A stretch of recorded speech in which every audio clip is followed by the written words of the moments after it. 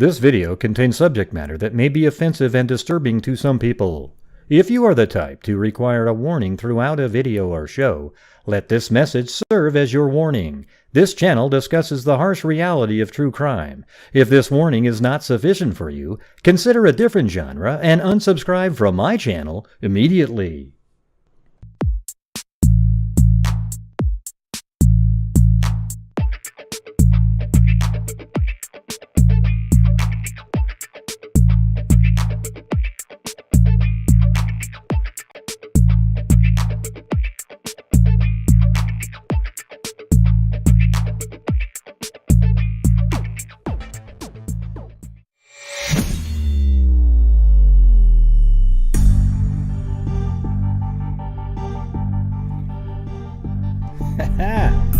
Woo! Blazers! That was a sweet win right there. Yeah, they won. Yeah, I can tell them, Billy. Yeah, it's just, you know what's amazing is we've played so much better without our star player. It's always so frustrating to me, the NBA. It's like you got this guy that, every time down the court, he's got to touch the ball and he's got to shoot every single big shot and he's got to shoot. It really gets tiresome, especially when your shooting percentage isn't even that good. And now, when our star player is injured, these other players that were always really good before are now touching the ball again. And it's amazing how the ball's moving around, everybody's scoring, and we've played so much better since the star player is not playing. And that's Damian Lillard. Unbelievable. And it's been, even though they lost the last game, they've been playing. Yeah, I like team basketball. Nobody should be just dribbling and dribbling and dribbling. You just keep the ball moving around and people cutting, and then you get layups, and it's really fun to watch and it's fun to play. And that's it. Anyways, it was crazy because we were up. We were up 1, and then our center, Nurkic, fouled their guy for no reason at all. And then he made 2 free throws, and then we went down, and our point guard, Anthony Simons, shot a ball, hit the rim, and it bounced off, and Nurkic, the guy that had just fouled, got the ball, fumbled it, and then he flicked it up in the air, and it went in, putting us up by 1.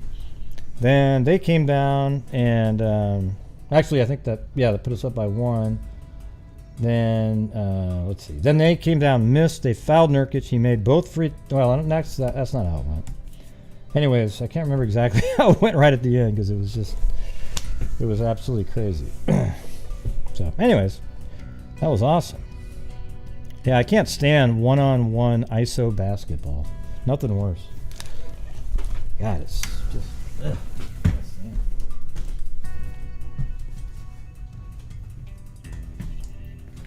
I think I got that camera fixed, so I'm gonna see if it's working. I think it works, but there's no dock. Is that working? Oh yeah, it's kind of high. What is that? How come it's so big?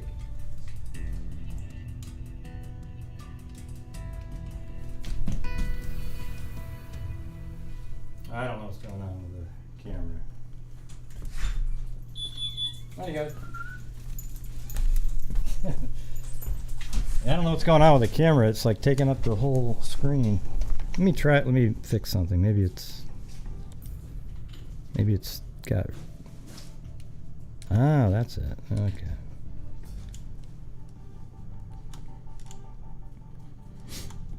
Weird. I know you guys missed the dogs, but apparently they're not in there. There they are.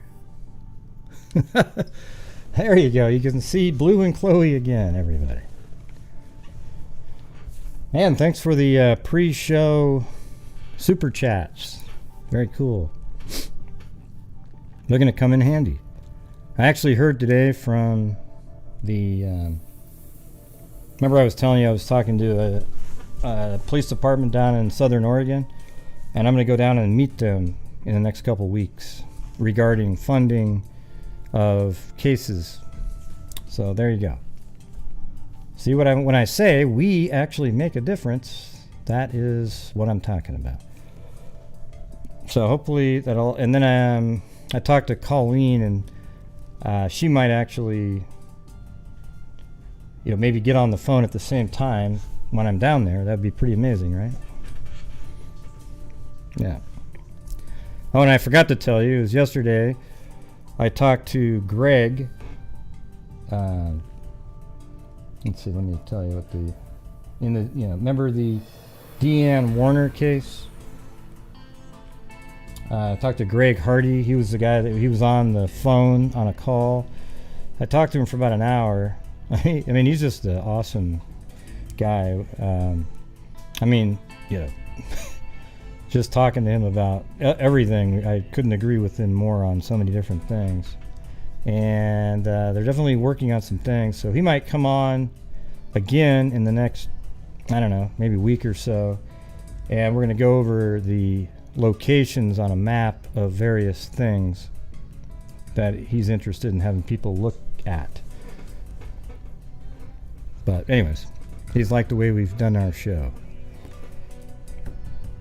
That was one of the comments I heard too from the when I was talking to the sheriff today, or one of the people that work down there, because I'm going to meet the sheriff and a detective and another person. But this is the, they were saying that they liked the way we presented the show about that case a couple weeks back. There was one solved in Southern Oregon.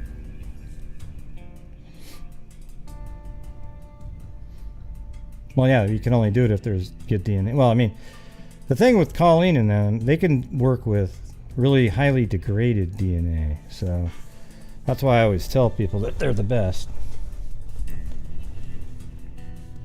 What does that mean, private gray? I don't know what that means. Yeah. All right. That was an awesome win, though. That was cool.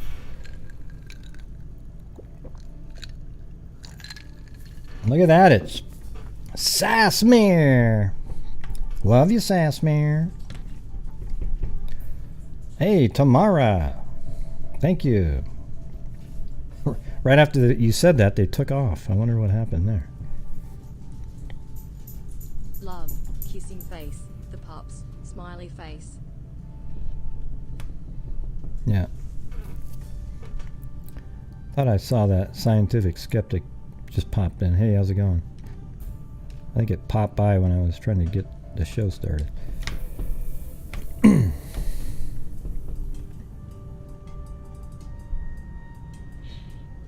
Yeah.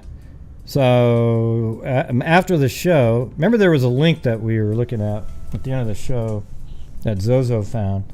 It actually had articles that should have shown up when I was looking for them on newspapers.com, but I must have used like the wrong name or something. Maybe it just didn't show up in that one article. I don't know. It was really odd. But so we're going to go over the lost articles in the Brownstown mysterious fire case, the ones that I didn't have, that have other information.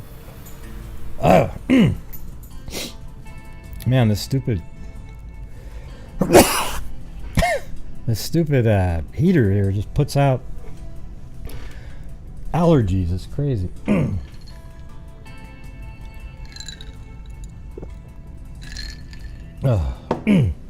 Unbelievable. I'm gonna go turn it off, because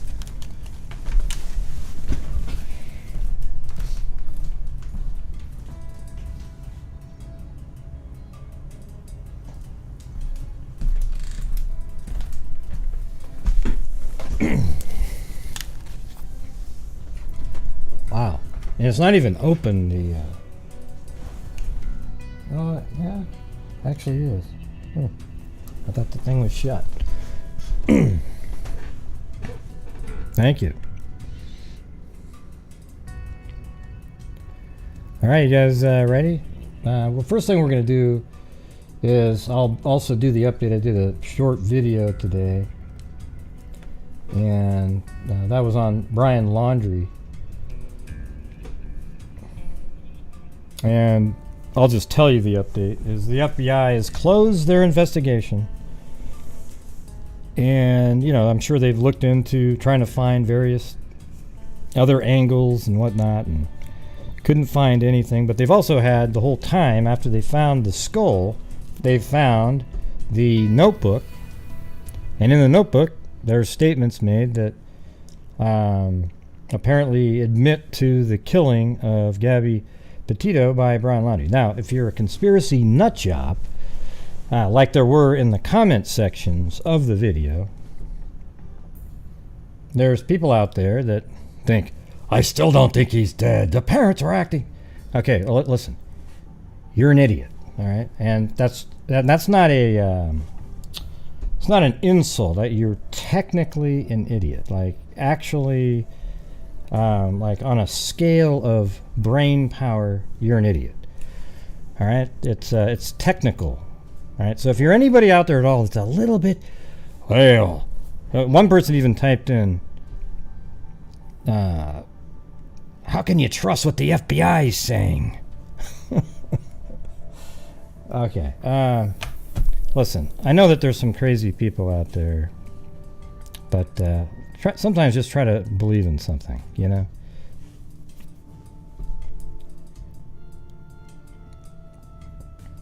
Yeah, you think so, Rashid Wallace? That's weird. That's very strange.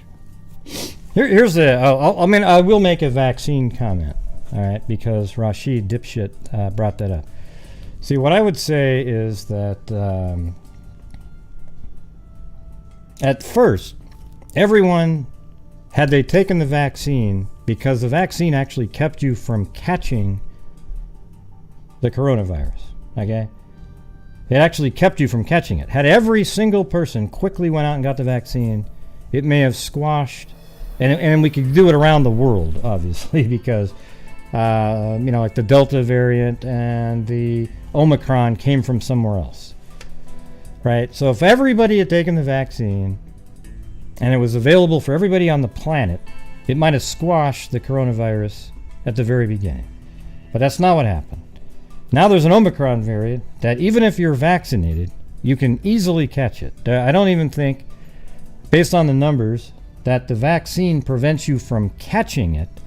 It just maybe means that you're going to be higher likelihood of being asymptomatic, or your body will much more easily be able to handle the virus than somebody not vaccinated because you've already got antibodies in you. But so at this point, it's kind of like, what's the point in not allowing people to, like, if you're unvaccinated or vaccinated, what difference does it make at this point? Basically, what the vaccine was that we got, if you've been booster shot, it means that you're more protected against severe illness, and that's it. It doesn't help you prevent you from catching it. Okay?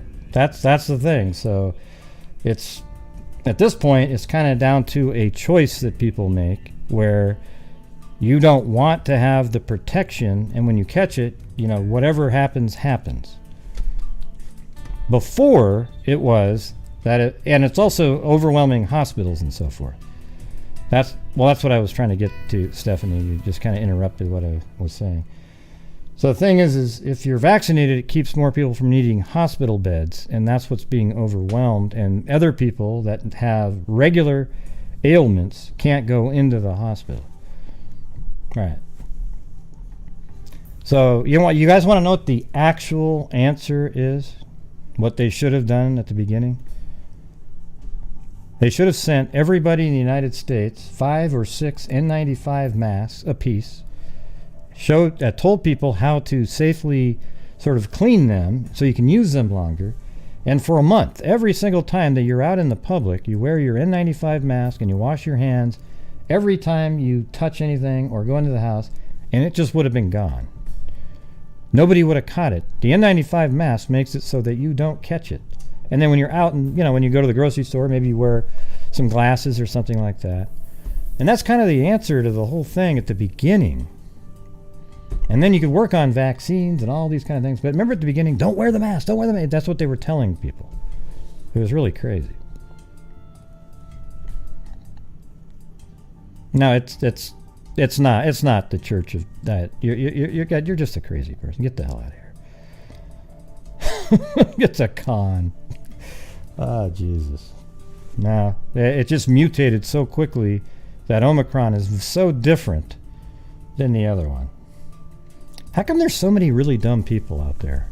Like, it's just a big con. Yeah, it's just a big con.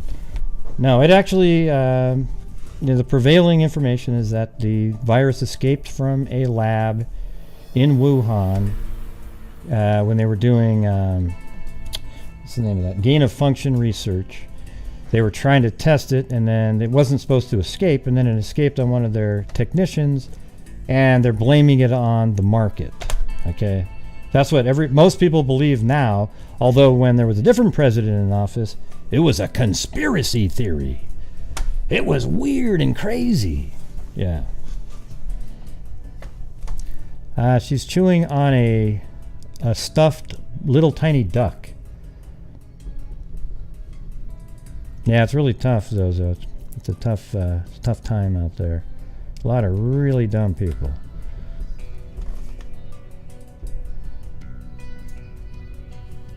Yeah. Oh, it's got nanobots in it, everybody. Nanobots. Yeah. No, well, it doesn't. No, here's the thing. The cloth masks that people wear, that they don't protect you at all. Okay? They were absolutely useless. What works is N95 masks. Everybody should have got 4 or 5 of them. And just wear them anytime you leave the house for... or anything that you're doing outside for a month, and it just would have went poof, poof. But people don't want to do stuff like that. That's the problem. You ever notice how when you see a lot of footage from the Asian countries, people wear masks all the time because they've been doing it. They know it works. Oh yeah? I don't remember any of that name at all.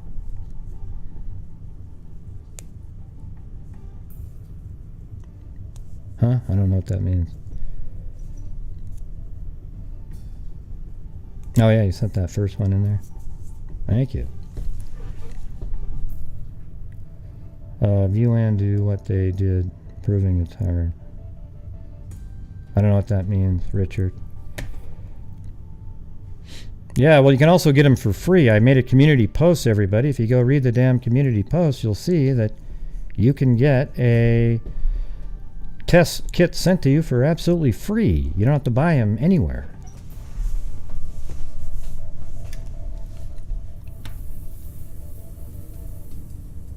Yeah. Okay, you guys ready?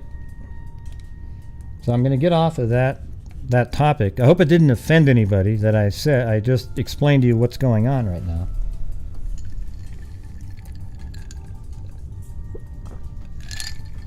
And by the way, if you catch Omicron and you recover from it, the data that's coming out now shows that you're more protected against Omicron than people that are vaccinated.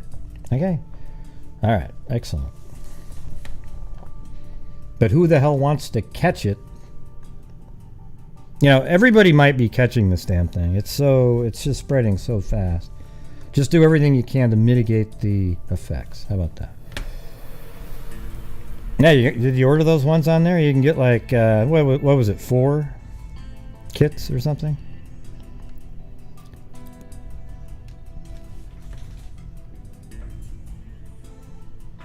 But it's kind of like, what difference does it make if you have it at this point?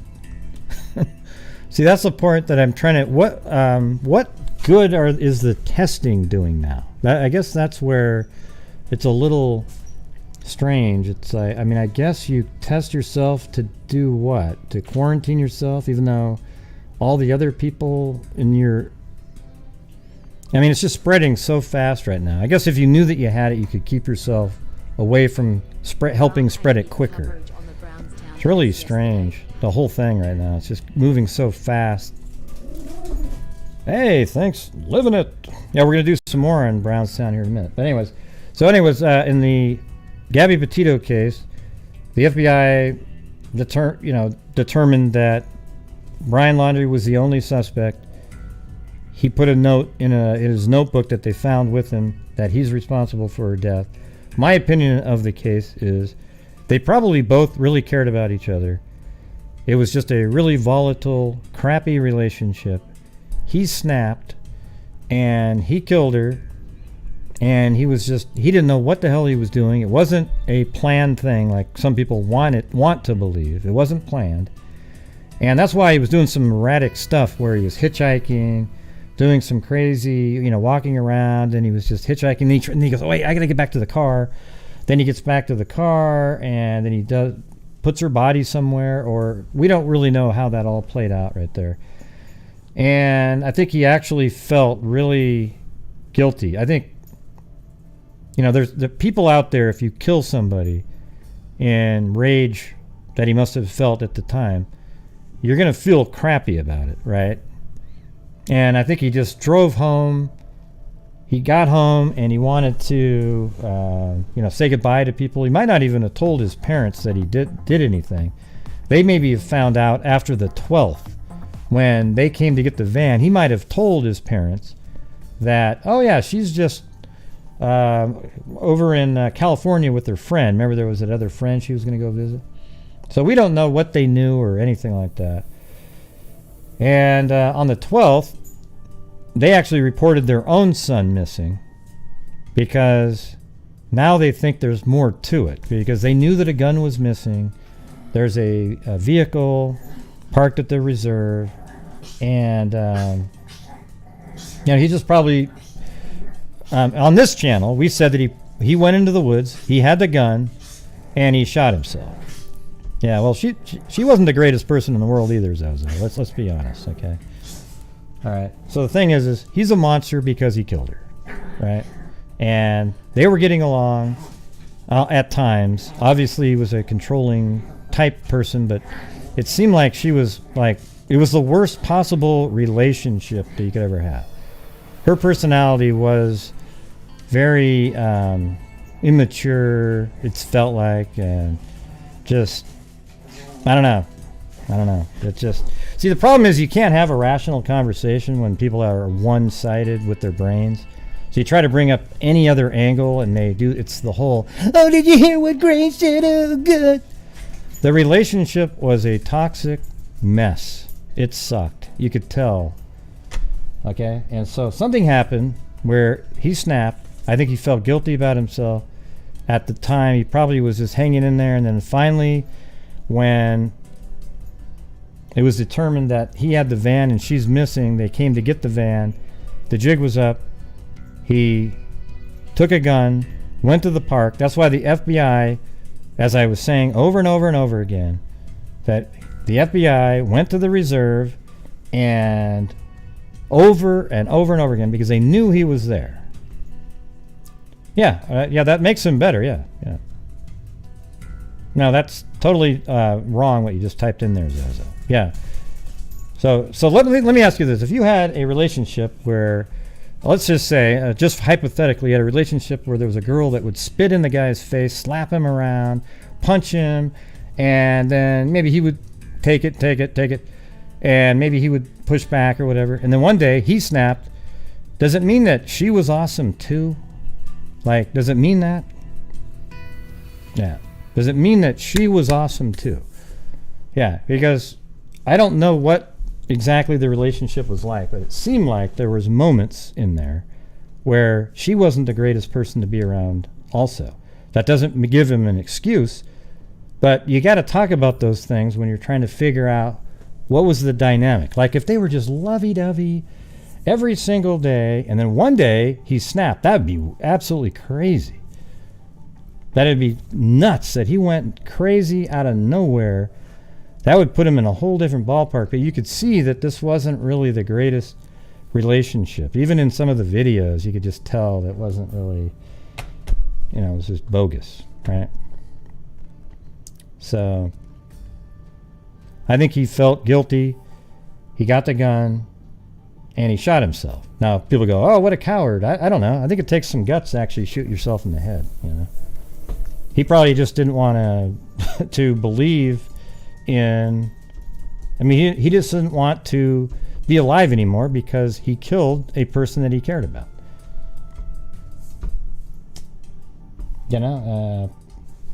I think that's a way to look at it. And then his parents, all the idiots with the bullhorn screaming, all that. Well, they lost a kid too, right? So, I don't know, you guys. You can have a different opinion, whatever the hell you want. I just think that it was a crappy relationship. He's the one that snapped. He's the killer. And he felt really guilty about it. I don't think she would have ever killed him if she snapped. Something like that, like...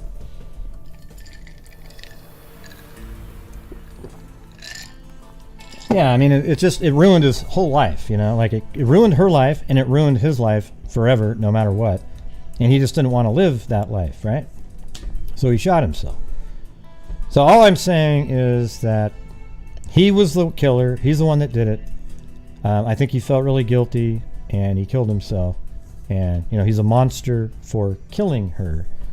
But, maybe, we don't know exactly what he was like all the time for all those years. Was he violent all the time? And is it true that he was punching her and the wounds and all the bruising was hidden somewhere that people just assume happened? We don't know. We don't know the answer to that. Yeah. Yeah, it's horrible. The whole thing is it's just a crappy story. But here, mark my words on this, everybody, that this will be discussed for another week because they're going to say that the note was forged by somebody and now we got to find who the real killer is. Who's the one that... Okay, and that's how they're going to create more content because I said that on the live that I did earlier, and then later in the day there was people in the comments literally saying that they think he's still alive out there. Yeah. And the thing is like I said before, I could be totally wrong too, that the relationship was completely one-sidedly bad, that it was only him making her feel bad all the time, and she had nothing to do, and her personality was awesome. The only thing we really know for sure, amazingly, is that he killed her. That's 100%. And we also know, one of the other things too is everybody's so angry with the police officers in Moab, right? Well, yeah, I think they said he was ruled out of that one, Ada. I just thought the timing of that was pretty crazy. So the thing that happened in Moab, where they were pulled over, even the witness that the cop called said that she was the one that hit him, and she said she hit him, and everybody said that. Now, he could have been, she's covering up for him like abused victims do. But it's weird when people blame the cops over and over and over again when they were using the evidence that they were given by a witness and both people at the scene.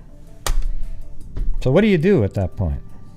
I thought it was kind of stupid that they were going to maybe take her to jail for something really minor like that. That part was dumb. But it's interesting, had they taken him, what they should have done was made sure that she called home.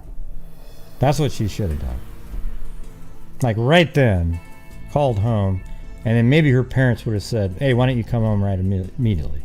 Although they're adults, so you can't really do that. And I don't know. It's really frustrating.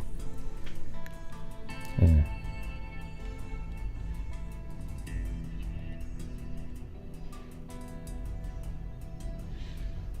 Yeah, people are trying to get me to look up satellite images and They want me to zoom in on pixels and things, and I don't do that. I don't zoom in on pixels. It doesn't work. There's these satellite images that you can find around the time, but they're really crappy. Like 10 meters type of thing. And what that means is you can make out details that are 10 meters in size. So that doesn't mean you can make out a foot or a hand or a head or something like that.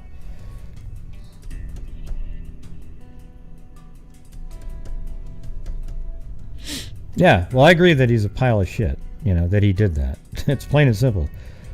But, you know, when I say but, you have to try to figure out, it'd be interesting to know what the actual situation was instead of just trying to make it seem like, I mean, what do you think would happen if, let's say you were in a relationship with somebody, there's a guy and a girl, and you'd come home every day, and let's say the girl just berated you, spit in your face every day, and it just happened every single day. And then one day the guy snapped and ends up killing her.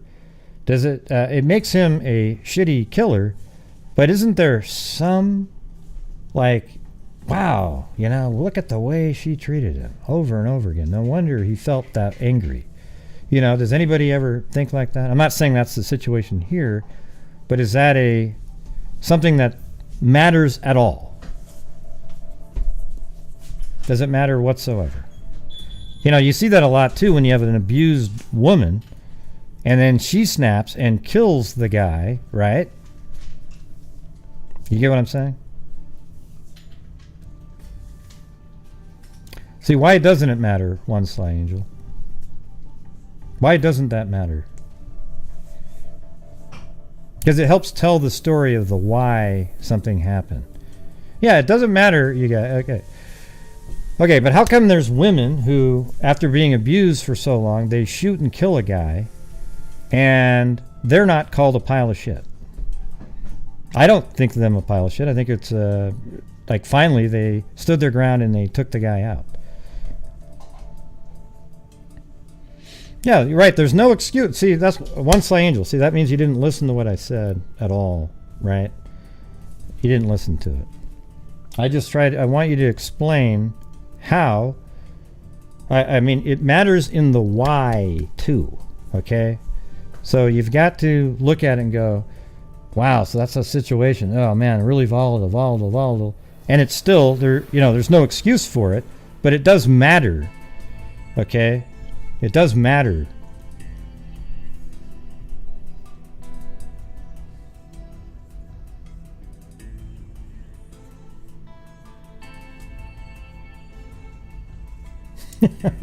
Yeah, you never know.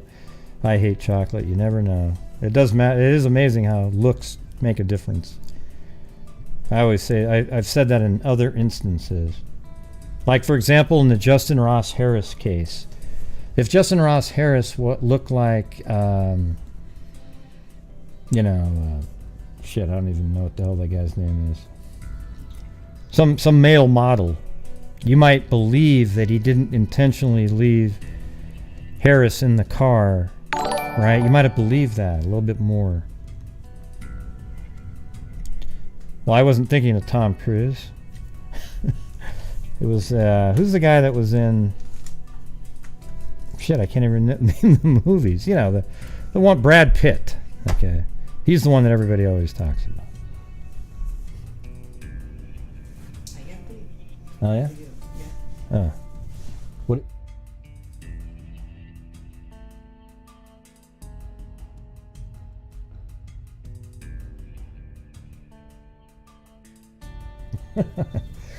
Hey, wow, my wife agreed with me. That was amazing to hear that just for one time. Yeah, I'm not saying anybody has a right to kill anybody. I'm just saying it gets to a point where, well, there are times where you have a right to kill somebody, right? Like in self-defense. Somebody is attacking you, and to save your own life, you attack them back.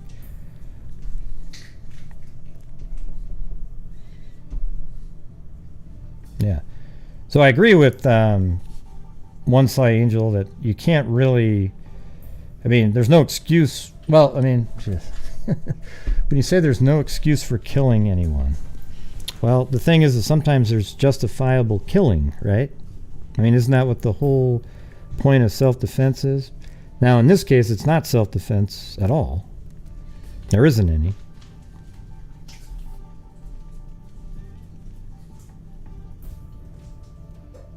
What state is that? I've never heard of anything like that. I don't believe that exists. It's a crying shame. But there's almost no way you could have a state where somebody's shooting at you and you have to run. You can't turn and shoot back at them to save your life. You have to just keep trying to run, and there's no way that can be true.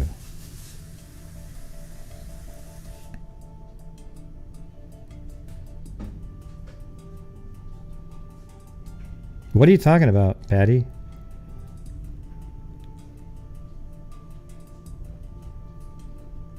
No. Oh, you're talking about absolutely was a serious comment. What comment? What are you talking about, Patty? God, I sure hope you're not talking about the vaccine. It's used as a military exercise under the guy. Oh, wait, you think that the... let me see. You're talking about the Pentagon were pulling out of Afghanistan. If you don't understand how this was used as a military exercise under the guise of a manhunt, you're naive. What the hell are you talking about? Right, he went out of his car and he killed himself, Patty. I don't know what you're talking about up there.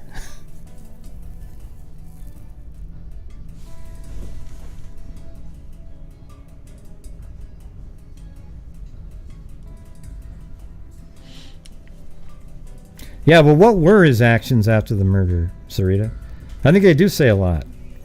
And what I said, what his actions were that he was disoriented, didn't know what he was doing. He had no plan. He tried to hitchhike away. Then he went back to the vehicle, and then he decided, oh crap, I'm just going to drive home. And he drove all the way back home, and then he was there for a while, and then finally it was reported that she was missing. Then they went and got the van. Then he took his family gun, went to the reserve, and shot himself. See, the thing is a lot of the stuff that people think he did after the killing are just made up shit that was on YouTube channels.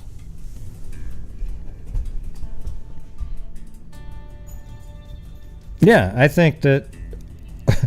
Here's the funny thing is, what I'm saying right now, I'm just talking, and people make it seem like I'm trying to say it was a justifiable killing. People are absolutely crazy. You hear what you want to hear, no matter what. I've said 100 times, he killed her. It makes him a monster. And then you look back and what was the dynamic that may have led to something like this? And then you go, well, there's no such thing. It's a vacuum, and he just did it. Okay? No, there is. You can have a conversation about what may have led up to something. And that's what I don't like, is that some of you have the inability to have a conversation. Instead, it's just you want to get on a moral high ground and just sit there with the, playing a violin over and over again as if you're just some higher being. And it's just not true. Just try to have a conversation every once in a while.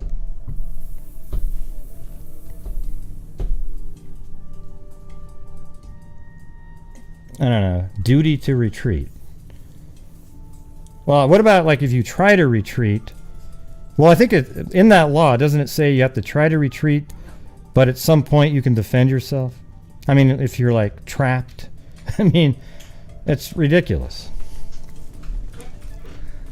Yeah, but some people don't want to have conversations. They want to just tell you that you're just wrong, and they'll tell you what you're saying, and you're not actually saying that. No, but hey, but Baba, you can't say that. Baba, you can't say that neither of them can control their emotions. It's only Brian Laundrie. He's the only bad person. Now, he is a monster for killing, but couldn't it have been that the whole relationship was really toxic, and he ended up killing because, I don't really know how to explain it. Only monsters end up killing somebody after they get upset. unless you're defending your life against somebody.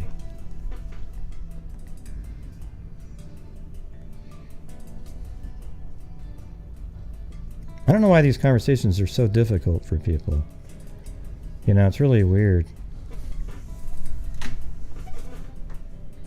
Well, the thing is once he started strangling her, Zozo, you know, then he's going to finish it, because if he doesn't finish it, he knows that he'll get in really severe trouble. So, you know, his mind, he's all over the place. He's really angry. He kills her. And I guess we don't really get to know exactly how the killing went, because she wasn't found for so long. Yeah.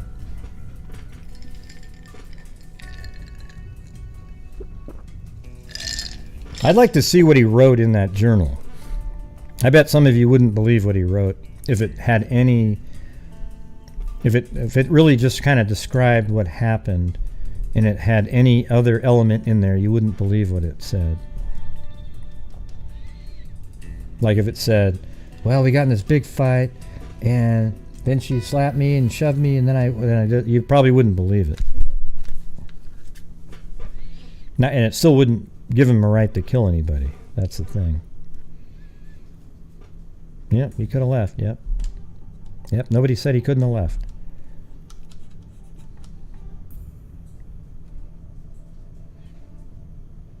Yeah. It takes like 4 minutes. 4 or 5 minutes when you're strangling somebody. Which is weird, because some people can go underwater for a while. Yeah. Longer than that.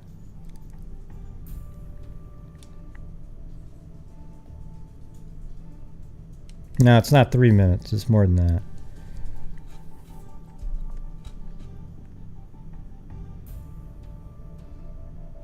Yeah, I say, Angela, who said he didn't commit murder? See, this is what I don't get it, you guys. It gets me so disheartened to do shows where people keep saying stuff that nobody said, as if you'd said that. He still committed murder, Gray. Yeah, because just a minute ago I said he didn't commit murder, right? Is that what I said? No, I did not say that. He killed her. He's a monster for doing it. I'm just talking about how the relationship was that may have led to a volatile situation like that. It's okay to have that conversation, everybody. Man, I don't know how you guys hear whatever you want to hear sometimes. It really drives me batty, though. I can tell you that. You know? I word things how I want to word things. And what? In court it's sentencing. What does that mean? What does that mean? All right. I'm just going to move on. It's too childish having a conversation about this. So I'm going to go move on to... that's the update on that one. And then we've got in the Brendan Santos case. You guys remember that one?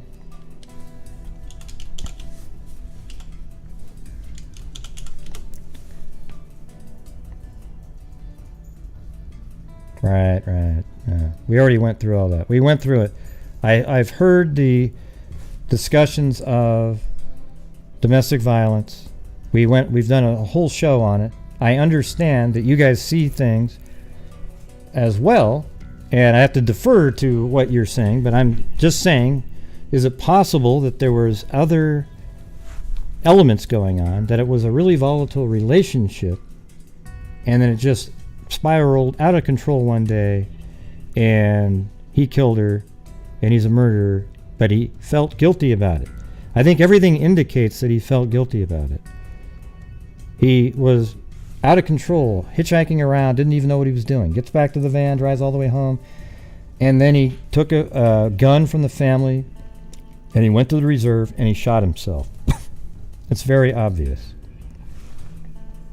And, you know, if he felt guilty about it, you know, he's still a pile of crap. You know, like there's relationships out there where you have a really violent guy, but he probably cares about the person in his own mind, whatever it is.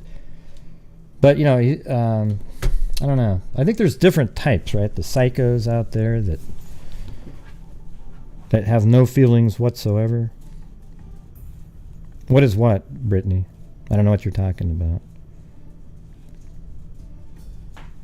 Or is that this sign right here? Where is it? Don't I still... I have that one right there. There we go. What the hell is this? Yeah, like Scott Peterson's a good example. He was a freaking psycho. Like, literally planned it out because he wanted to be with somebody else.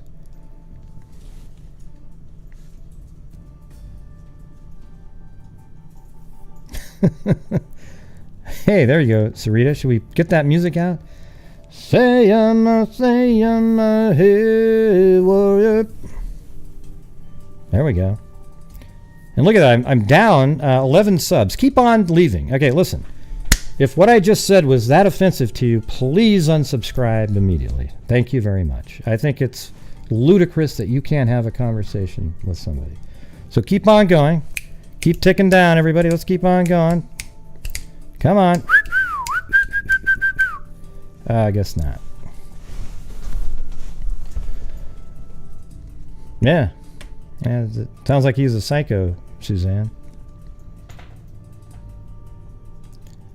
She has blocked you. Who? Who blocked Dan?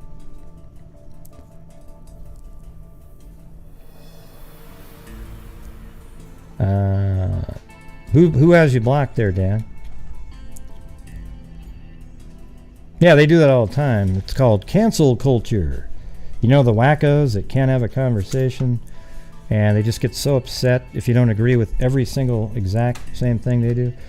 Now, my opinion, in like I just said in the Laundrie case, is that he's a wacko, a barbarian who killed her. But what led up to it? You know, like anybody that actually could get that angry where you're actually killing somebody, there's something wrong with you. Okay, and what led up to that? Was it just a one-sided crazy thing, or was it there was a lot of stuff going on over time that built up and he snapped like a psycho? Okay, so that's my opinion. If that's offensive to you, whatever. Okay, I don't. It sucks to have to explain it so many times because people hear what they want to hear. They can't. It's such a common thing though in the true crime world. You can say, "Hey, wow, looks like." It's just like the same thing when you say, "You look nice today," and then true crime people hear, "Wow, so you're saying I've been ugly all those other days?" And then you go, "No, I didn't say that at all. What are you talking about?" And that's an exact example of the true crime world where people hear what they want to hear and then say it back out. And the people go, yeah, did you see what he said? And that's not what happened at all. Yeah, I try not to say it. What do you say, though, Mike? Hey, you look great today as you do every other day. And then they'll say, well, then why are you telling me today that I look better than I do on... then why are you telling me today that I look as well as I do on other days? If I don't look better today than I normally did. Well, that's a good point. So what are you saying then? I'm ugly on all the other days? So you can't win even if you said it that way. If you said, wow, you look great today and you, as well as all the other days... Well, then how come you didn't tell me that yesterday, you bastard? You know what I'm talking about. Bam!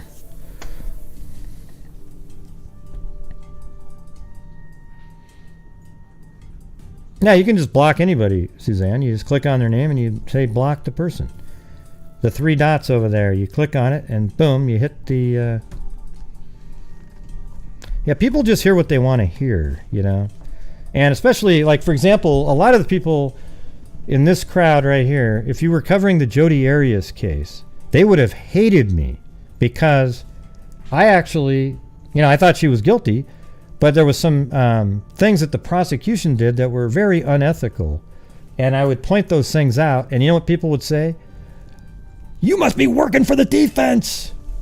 You're supporting Jodi Arias. And I'd say, no, I think she's guilty as hell. But look what happened here. Oh, I don't want to hear it. I don't want to hear it. Wow, wow, wow, wow, wow. You're defending a killer. You're defending a killer. No, I'm not defending a killer. I'm just having a conversation about other things that I'm noticing here. Yeah. See, that's frustrating to me. I just want to be able to talk about stuff, and when you can't do it because nobody's really listening, then it's frustrating. Okay, that's it. Awesome.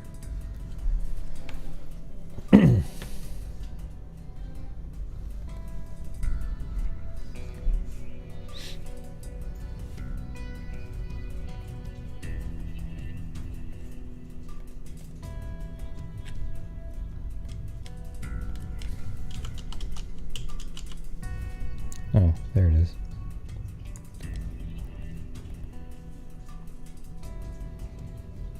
All right, so you guys remember Brendan Santos, right? So let's play this. Search for Brendan Santo. A body found in Lansing is believed to be the missing teen. Thank you for joining us this evening. I'm made about a mile and a half downriver from where 18-year-old Santo was last seen. I'm Brian Abel. Good evening to you. Police say a body recovered from the Red Cedar River around 12:30 this afternoon. The discovery made about a mile and a half. Well, guess what? I got thrown in jail by 3 people. I just realized it. How can I continue a show when jail's awaiting me? God, that's unfortunate. Man. That sucks. And guess what? That's because you're so mean. Wait, Mary Lou, you don't have to jump on the bandwagon of hate. Hey, thank you, Kathy Frydenmaker. I thought you guys were going to have me send super chats back because you weren't hearing what I was actually saying. It's amazing.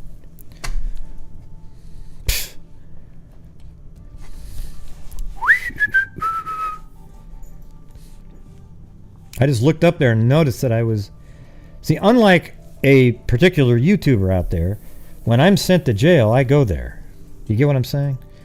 Hey, look at Mike S. He got me some ramen. Yeah, he got me some top ramen. That means I'm still sitting in here, though. I know, Paulette, but I was still sent to jail anyways. Okay? Oh yeah, there's a YouTuber out there that he won't go to jail even if he's told to go there. He's a hero to some and a jackass to many other. Hey, thanks. I have to call you Gary Bale. Okay, I don't know what those are. I got salt over here and coffee. So look at Claudia Neubauer and Lee D only bought me coffee. And then we've got Diamond Painting with Anxiety. Bale, this time you deserve it. You've been falsely accused. Oh, yes, sir. That's excellent. People came to my defense. I got a good attorney, and we are the hell out the door. You get what I'm saying? Where is it? Oh, look at it. And It's a Crying Shame has a dance with pom-poms for me as I exit the prison. Thank you. And then No Place Like Home sent me some money to go get a burger and a milkshake at McDonald's. I used to like those chocolate milkshakes. And Claudia Neubauer. Yeah, Claudia was the one that first made me aware that they'd found Brendan Santos's body today. Believe it or not. Oh yeah, you like the show, Dan? So far, even though it's causing a lot of anguish. Zozo's sending me to solitary confinement. I think I'm definitely going to be working on the maximum security prison with solitary confinement option. It might be like, send Gray straight to solitary confinement. Downriver from where 18-year-old Santo was last seen on October 29th.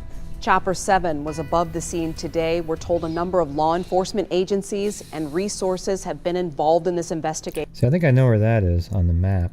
See, here's something that's interesting. You remember how when we were covering this case, they thought maybe it went in the water, and then I said, well, if I was them, I would search based on the way the water is going, right around in this area, perhaps, and then right here, see how there's snag, it looks like that's even like a footbridge, and then there's trees in the water, and for a body to get around that curve would be tough. But then once it made it there, it could have came into this area, and then there's almost no way a body could make it out of this snaggy area here. I mean, that is just chock Back to full. jail. You weren't in long enough. Back to jail, you weren't in long enough. Well, there's always another chance for you to send me back in later. But thank you guys for helping me out of that. So this is what it would look like this time of year. This is March, but you know, basically there's no leaves on the trees, and you can still see how hard that would be. But check it out. The body was found just after my first pin, somewhere right in this area. This is where I said that they should look here. So if you're looking at the map here, I said to look right there, here, or here, and the body was found right in this section. And there's a bunch of, it actually made it to this straightaway here after going around this curve, and apparently there's some logs or whatever in the water there, but it's very close to where I had that first pin there. And let's see how far that is. Yeah, it's a quarter mile from there. So see what I'm saying, everybody? When you actually use the facts in a case and use logic and reason, you can actually come up with something that's going to be relatively close. Isn't that weird?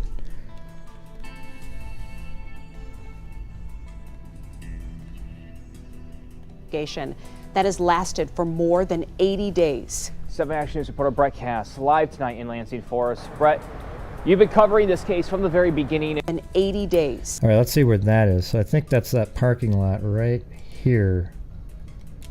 I would almost bet money like on that. Let's see if that makes sense.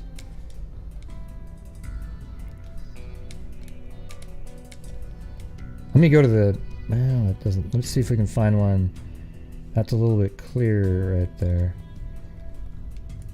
Actually, that could be right there.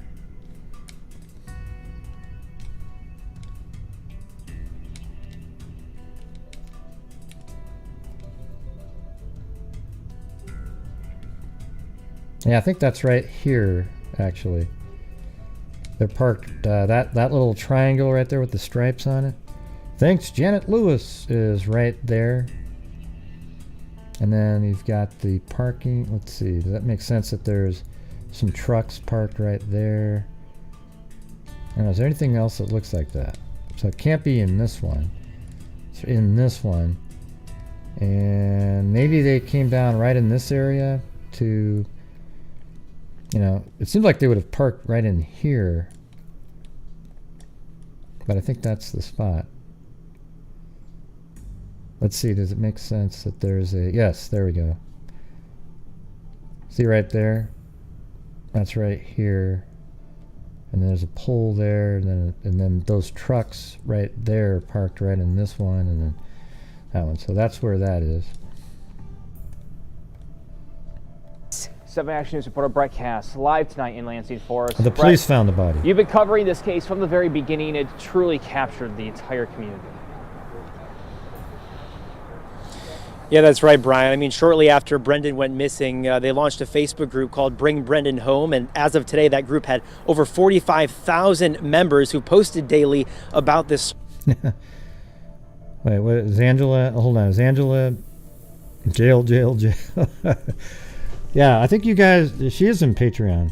You know, the thing is about Patreon, it's really kind of just, I don't have the time to do all the extra stuff in there. So you guys are sort of like these unsung heroes where, you know, YouTube doesn't take out a chunk of money from it.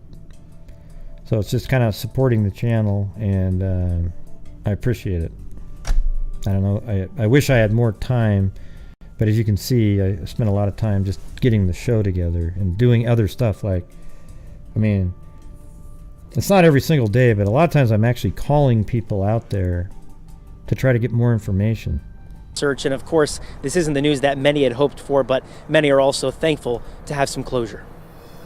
After more than 80 days of searching, MSU police believe they have finally found the body of missing 18-year-old Brendan Santo.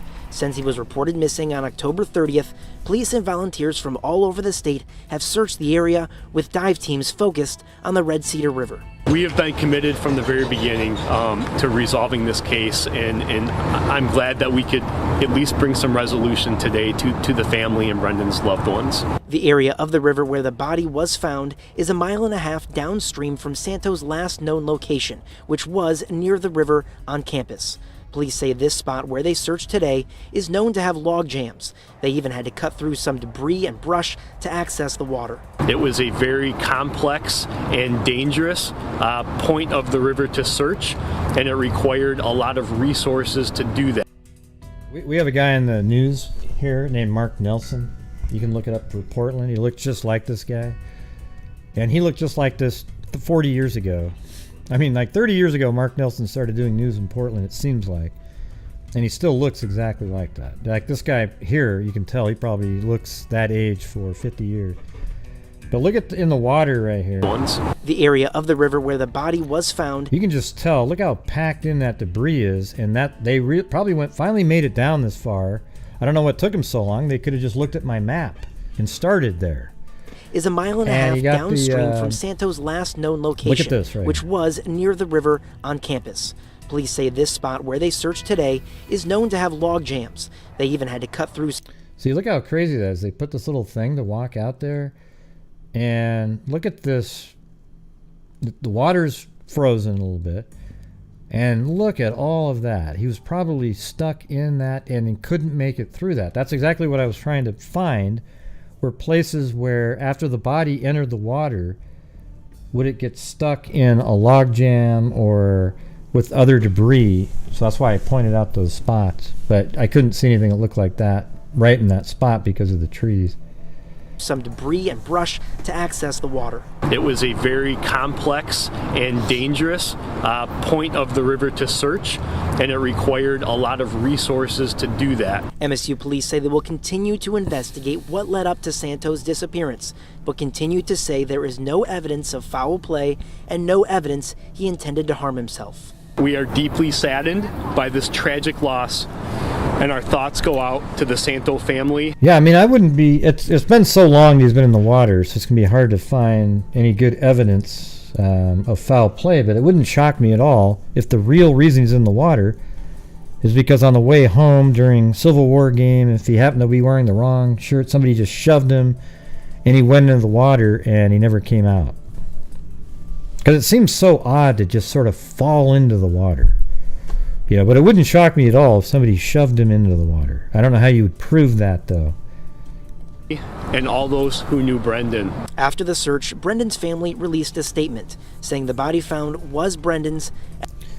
It is with heartbreaking news that we share today that Brendan Santos' body has been recovered from the Red Cedar River downstream in Lansing.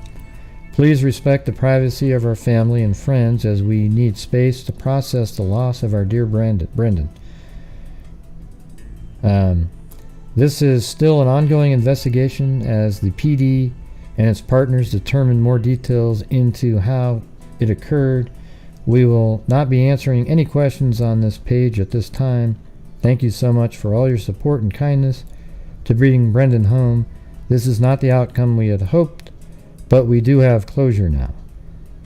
Yeah, I think they all kind of knew that was going to be the outcome, though. Like, it's not something that,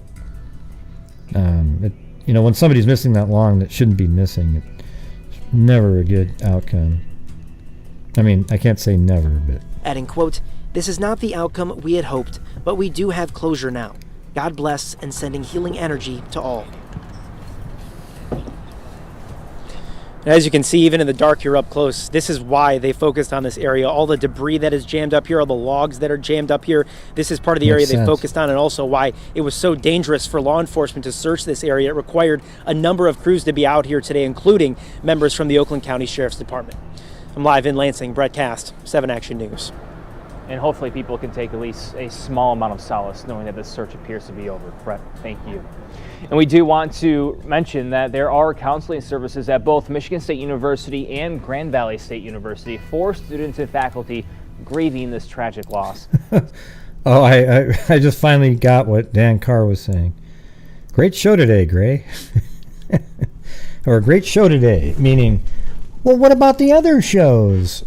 Santo was a student at GVSU, but was visiting friends in East Lansing when he disappeared. Took me a little bit. At MSU, counseling services are available 24/7 by calling 517-355-8270. And GVSU's counseling center can be reached at 616-331-3266. Yeah. So there's that. Then there was another one here. And we're going to begin here at 5 with a body believed to be Brendan Santo. And we're going to begin here at 5. Police tell us they made the announcement. There you go. Brendan Santo recovered from the Red Cedar River in Lansing. Police tell us they made the announcement this afternoon, but they are still awaiting tests to make the final confirmation on the identity of the remains. The body was found about 1.5 miles from where he was last seen on Halloween weekend near Yakeley Hall at Michigan State University. Sean Lay is live in Lansing tonight. Sean, was this a planned search today? It was a planned search, Karen and Sandra. I want to give everyone a lay of the land Do they here really about why law enforcement headphones? picked here and why today. 127 right behind me, Kalamazoo Street right behind me. By no means a remote area, but you can see how the planning to take place to make a path here, knock down and cut up all these trees, get through all this debris so crews could get a boat into the Red Cedar right here. And that is what crews were interested in searching today, underneath all of that debris collecting in that part of the river. And MSU Public Safety picks up the information from here saying the discovery was made just after noon today. So today, after an extensive search, MSU Police and Public Safety and our law enforcement Yeah, how brutal would that have been? recovered a body To be in the water Red and Cedar have found River that. at approximately 12:30 p.m. in Lansing. This location was approximately 1.5 miles downriver of where Brendan Santo was last seen on campus. After more than 80 days of searching, worry, and hoping for a positive outcome, MSU Public Safety tells us the search for Brendan Santo likely ended at 12:30 today in a debris-filled portion of the Red Cedar River in Lansing. The body is believed to be that of Brendan Santo, but identification is still pending. Santo, a student at Grand Valley State University, a Rochester native, was last seen the night of October 29th. He was last seen leaving an MSU residence hall shortly before midnight. Now, police tell us his car had remained parked in the same spot and that there was no activity ever detected on Santo's phone. The Santo family has been informed, and we are providing them with as much information and support as possible during this difficult time. We are deeply saddened by this tragic loss, and our thoughts go out to the Santo family and all those who knew Brendan. Back here live along the Red Cedar, crews are telling us That's it was creepy, actually very man. dangerous for them to. That's pretty creepy. Could you imagine what that would have been like? To be the diver that goes underneath that log jam, and then you're in there and you see a body that's been in the water for, God, I don't know, 3 months. Man, jeez, brutal.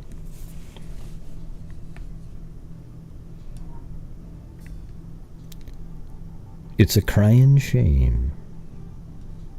Somebody said it's a shame. Such a shame. I was thinking, that sounds like it's a crying shame. How sad for the young man, yeah. Yeah, I guess now they don't have any indication of foul play nor suicide. So it sort of sounds like they're pointing towards an accident. Except, I mean, you're going to have to do an autopsy, but let's say he was just shoved over the rail. There would be nothing in this autopsy that would show anything.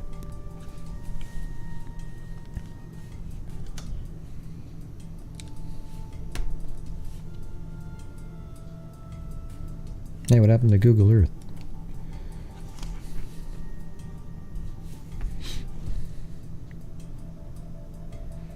Yeah, Dan, it took me a long time to get your joke. I was like, wow, for once Dan likes my show. I know that it's a crying shame. Loves my show. Just not when I talk about Gabby Petito and Brian Laundrie.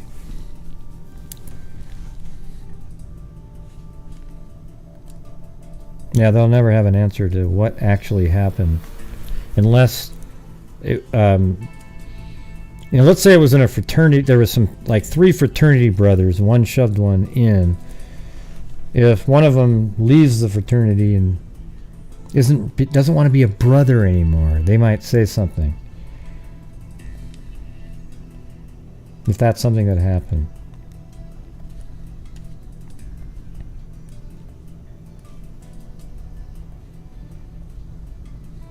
Okay, we're going to move on now to...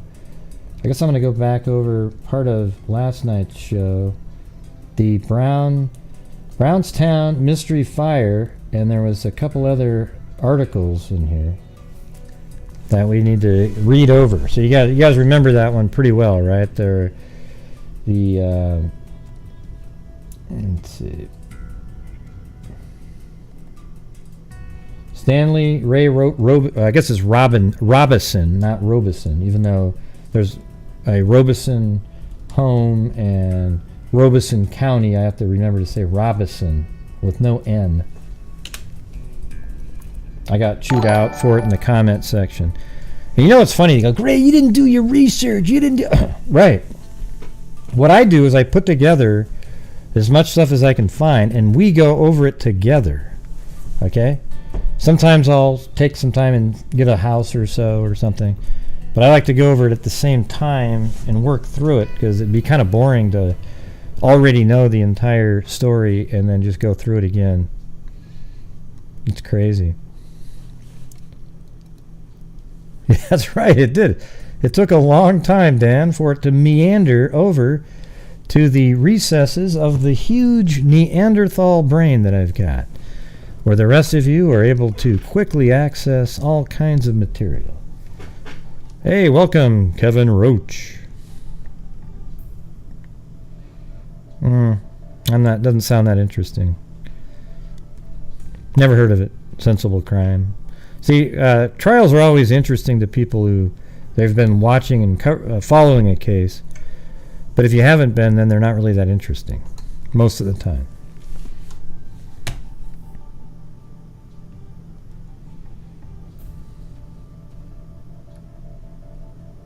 What makes you think that, what's interesting about that? I've never even heard of Theodore Edgecombe.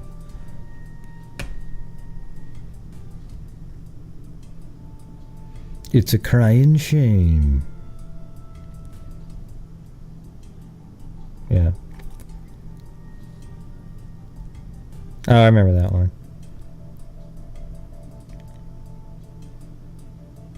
Oh, yeah? Huh. Now I may have to check that out. Did we cover that one on here? The road rage shooting in Wisconsin? Must have been a long time ago.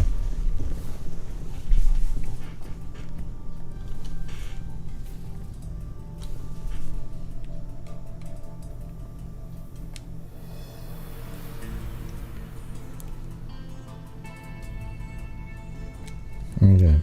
So there's some weird contradictions in these articles here, so it's hard to know what, make out exactly what's going on. So these are some pictures that were in the... crap, hold on, let me rename these. Apple has JPEG with an E in there, and you don't need to have the E in there.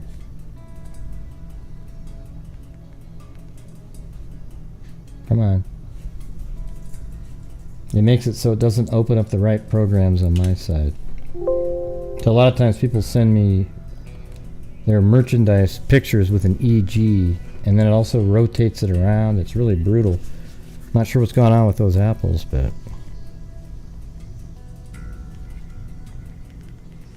So here's one. Pictured above are the ruins of the log cabin in which it has been established, 2 Brownstown youth perished. Shown is the wash boiler stove, and on the ground is to the left of the stove is a Coleman So I guess that's a stove, and then there's a lantern. Fuel oil can, which exploded in the blaze. A part of the stovepipe also was shown to the left of the stove along the charred timbers, traces of the tin roof, and other debris. And it's Stanley Ray Robison, Jerry Allen Autry, and Michael William Sewell. So in this fire, there were it's at the Robison father's house, property that they have. They built this little makeshift cabin, but it sounds like it was actually sort of a decent cabin, really, that these kids made using railroad ties. And they built it, and then one night it caught on fire after they had gone to a wedding reception. They went back home to, whatever they're going to go do, smoke pot or have another beer or something. They went back to this cabin, and there was 5 people there. 2 of them left. One of them left not too long before the fire started and said he handed Sewell some wood, and then he left. And then a neighbor said they saw some smoke at like 3:30 in the morning, but nobody came out there. Nobody reported anything. Then they went back out there. What do you mean, what's a railroad tie? We've discussed it a million times. Remember in the Delphi case, the railroad tracks, the wooden planks that are on there? And then let's see. So nobody reported the fire until like 8:30 in the morning, so 5 hours later. And when the investigation began, there were 2 bodies they found. Well, no, railroad ties, that's what we call them. They found the 2 bodies in the cabin, but there should have been 3. They found 2 rings that they seemed to use to determine who that the 2 bodies were. But I mean, I guess you could make an argument, since they didn't do DNA or anything like that somebody could have made it look like somebody else died and they took off. Perhaps Autry, for example. One of the guys named Autry, his car was moved apparently at the cabin, and then it shows up at the house. I mean, that's the part that's kind of confusing based on the wording and various things that we're looking at.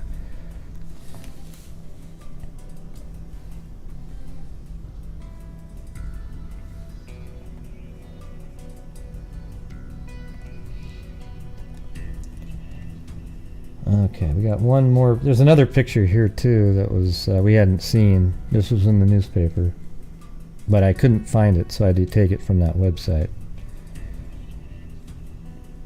This Deputy Coroner Victor Burkholder in foreground is shown pointing out to James Wiesner of the Winkle Pleck Wiesner Funeral Home with shovel additional bones in the cabin ruins. Looking on are Officer Richard Gobin, left, of the Jackson County Police Department, and Officer Richard Acton of the State Police, also members of the investigating team.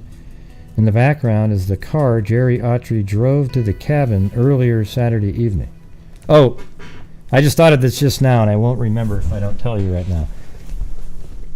So, remember the case we talked about last night? Vicky Valerie in Fresno, and her body was 2.5 miles from Danny Miles. I emailed that detective, and he said he doesn't think that they're related, and that he's got some information on one of them that he's trying to get submitted, and they have a suspect and everything. So, hey, maybe we'll get some inside info on that at some point.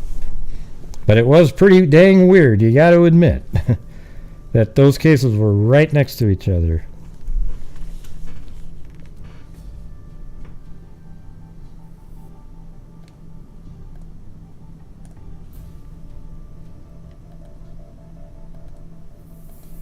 Okay, now these are the actual articles that we missed out on. The other case believed, this is part of an article, but it's the only part related to it. So the other case believed to be police believed by police and parents to be drug-related, involves the deaths of Stanley R. Robinson, 17, of Rural Route 2, Brownstown, and Jerry A. Autry, 17, Brownstown, both in a burning makeshift cabin on railroad ties. Michael William Sewell, 18, I don't think he was 18, I think they said he was 16, was seen with the dead boys at a party several hours before the fire, but has been declared missing. Police were unable to question Sewell about the fire. They acknowledged reliable reports he was at Seymour during the last 2 months. Reports filed at the Jackson County Clerk's Office by Coroner Victor Burkholder said the ashes of the cabin contained the remains of only 2 boys and that the fire started from an unknown cause. The report said the remains did not include enough tissue that could be analyzed for the presence of drugs, but police said at least one of the boys possessed drugs according to other pupils. All right, that was on April 21st, 1974, about 2.5 years later. And then 8 days later, this is an article that we missed, or I missed, because I don't know why it didn't pop up given the names I was using, but maybe, when I looked up Autry, it showed up in there. So there's another picture right there.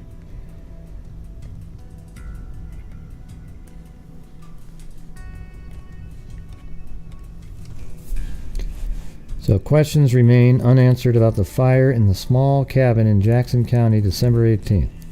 One of the most unusual facts surrounding the fire at the small cabin south of here 2.5 years ago concerns the long period between the minute the fire might have started to the minute it was reported to police.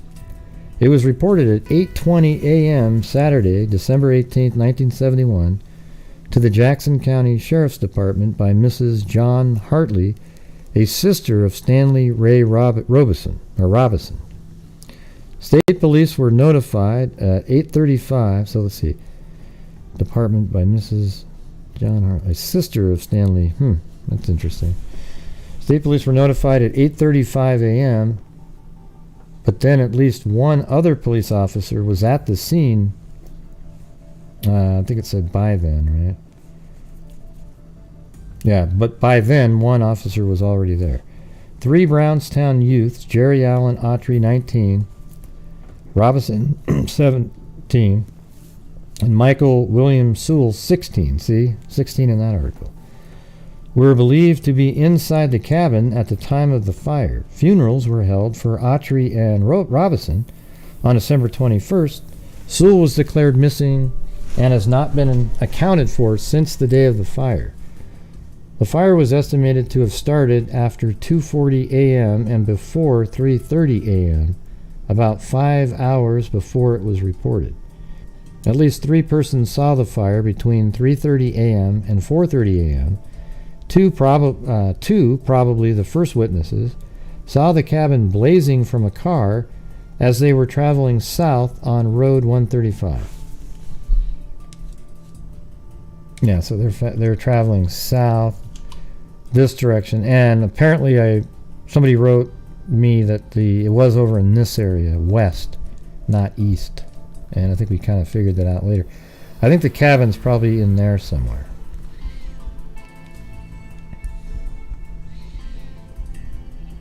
The cabin was situated in a thinly wooded area, no more than a half mile from the highway, and about a quarter mile from the home of Mary Robinson's mother, Mary Robinson, mother of Stan. Wow, so if that's...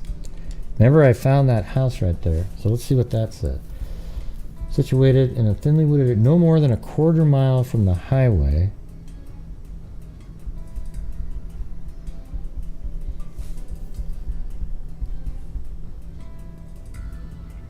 And about a quarter mile from the home. Well, that's interesting. Let me go back in time a little bit to... okay, that 1998's the last one that you could really make out anything.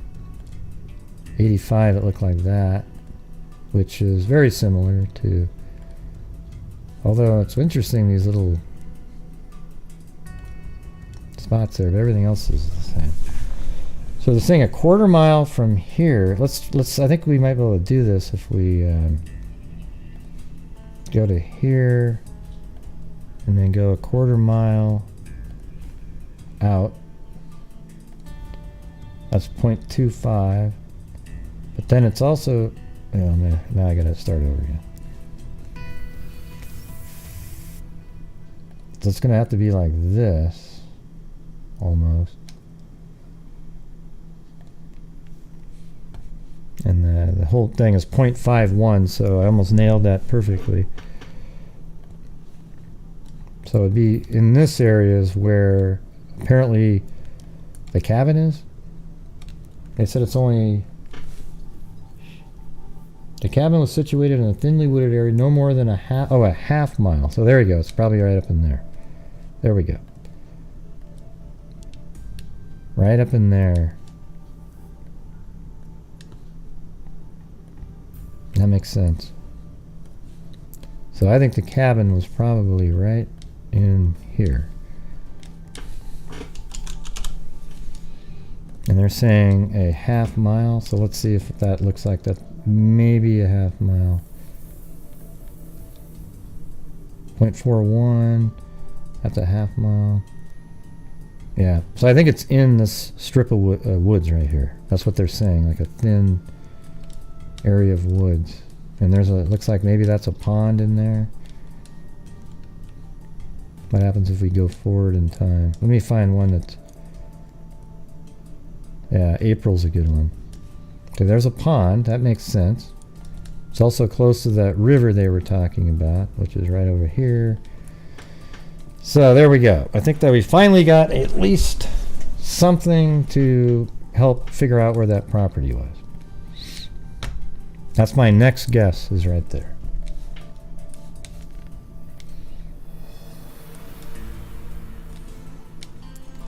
One of the two sitting on the passenger side of the car. Let's see. The cabin was situated in a thinly wooded area, no more than a half mile from the highway, and about a quarter mile from the home of Mary Robinson, mother of Stan. Thanks, LM.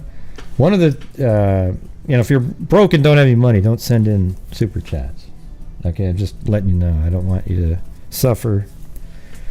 One of the two sitting on the passenger side of the car, the side closest to the cabin. Wait. The cabin was situated in a... Okay, one of the two sitting on the passenger side. They were heading south there, right? Blazing from the car, they were traveling south. That makes sense. Okay, so it definitely was on... We now know the passenger side would be over here, and they looked out and saw the fire, so 100% now that it wasn't east of the highway like they said in one of the articles that threw us off. One of the two sitting on the passenger side of the car, the side closest to the cabin, told police later she thought she saw other persons around the fire. The driver of the car could not confirm this. The two told police they did not report the blaze because they thought it was a brush fire and it had already been reported.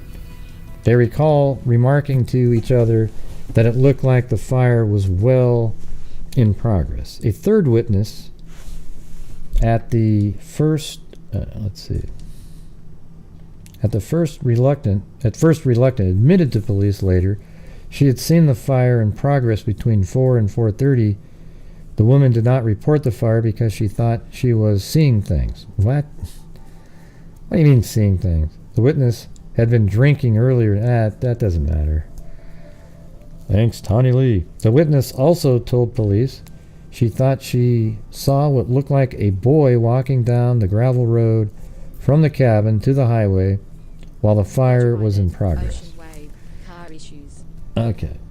So that's weird. So she thought she saw what looked like a boy walking down the gravel road from the cabin. Is that what that is? Is that a road? That's not really a road.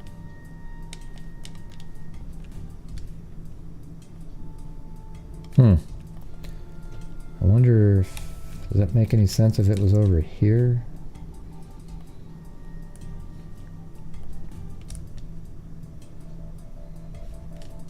Definitely a gravel road right there. That's thinly wooded, but it doesn't match the quarter mile from the Robinson and a half mile from 135. Man.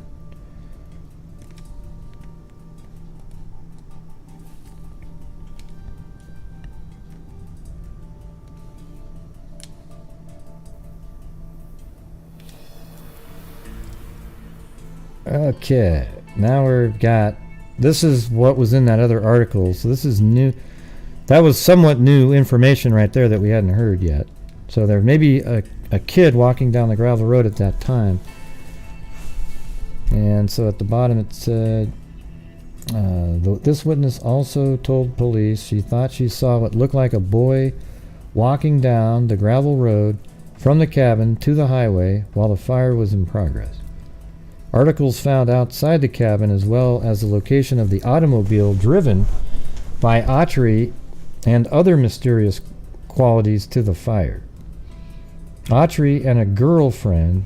See, what's weird is in the article last night, a neighbor of the Autrys said that the car was at the house. But I don't know if that's really what she was trying to say. It was such a poorly worded paragraph.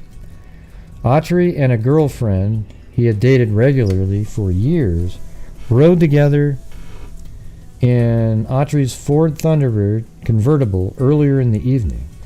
They had been invited to the wedding reception for Mrs. Hartley, held at the Brownstown American Legion home, but decided not to attend.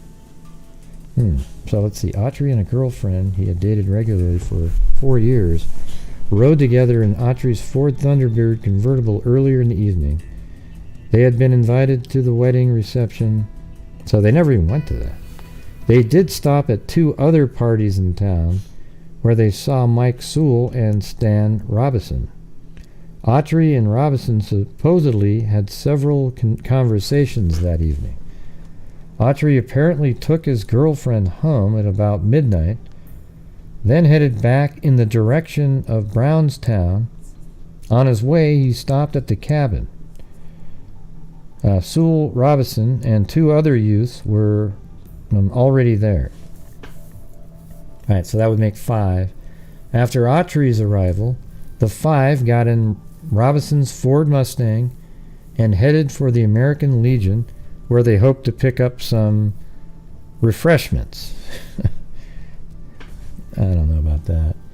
An officer in the sheriff's department remembers following the Robinson vehicle from the area near the cabin to the Legion home.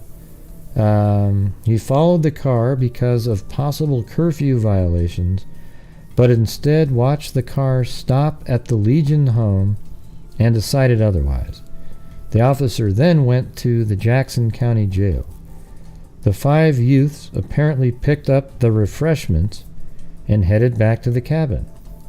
Soon after, Autry and Sewell apparently got into Autry's car. So Autry and Sewell, they got back to the cabin. They headed back to the cabin. Let's see. The 5 youths apparently picked up refreshments and headed back to the cabin. So soon after they got to the cabin, Autry and Sewell apparently got into Autry's car and went back into town to pick up Autry's contact lenses. Maybe that's when that neighbor saw her at them at the house. That actually makes sense.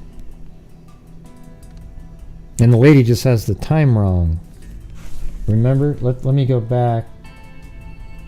And I'm going to go find... I know where that article is. We found it like 16 times. Right here. Alright. It's right there. And it's down here. Oh yeah. Mrs. Autry relates another incident when a neighbor told her about a year and a half after she spotted a person running from the Autry's youth's automobile parked at the rear of the Autry home. The car had been at the site of the fire. See that? Okay, that makes sense, right? Because now it means that that's when they were getting the contact lenses. That's how you could explain that.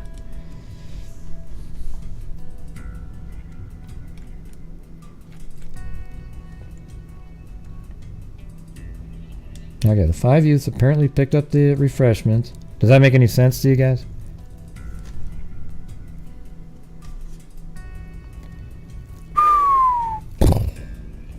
The 5 youths apparently picked up the refreshments and headed back to the cabin.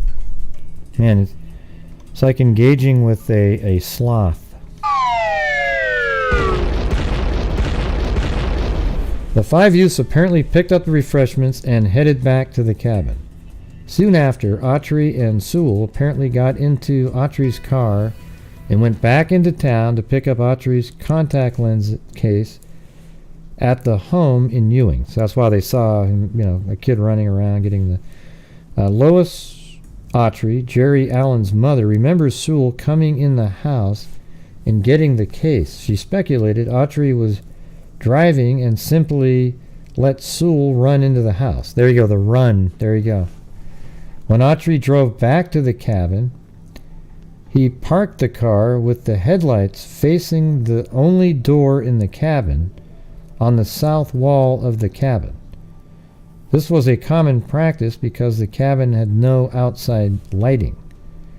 The 2 other youths in the Robinson car, who supposedly were the last 2 to leave the cabin, confirmed the location of Autry's car before they left. When the fire was discovered that morning, Autry's car was on the other side of the cabin. And there's actually a picture of that in the paper. We'll get to that here in a minute. Near the northeast section of the building, on the other side of the fence. There was no evidence the car had been near the cabin while the fire was in progress. The door had no smell of smoke, no scorch marks, and no visible smoke damage. But up here it says the 2 youths in the Robinson car who supposedly... Okay. Soon after, Autry and Sewell apparently got into the automobile. It doesn't say those other 2 kids were with them. But down here it says the other 2 youths in the Robinson car who supposedly were the last... See, what does that mean? Why do they say stuff like that? It throws you off. I think they might be talking about earlier when they were in the car when there was 5 people. I don't even know.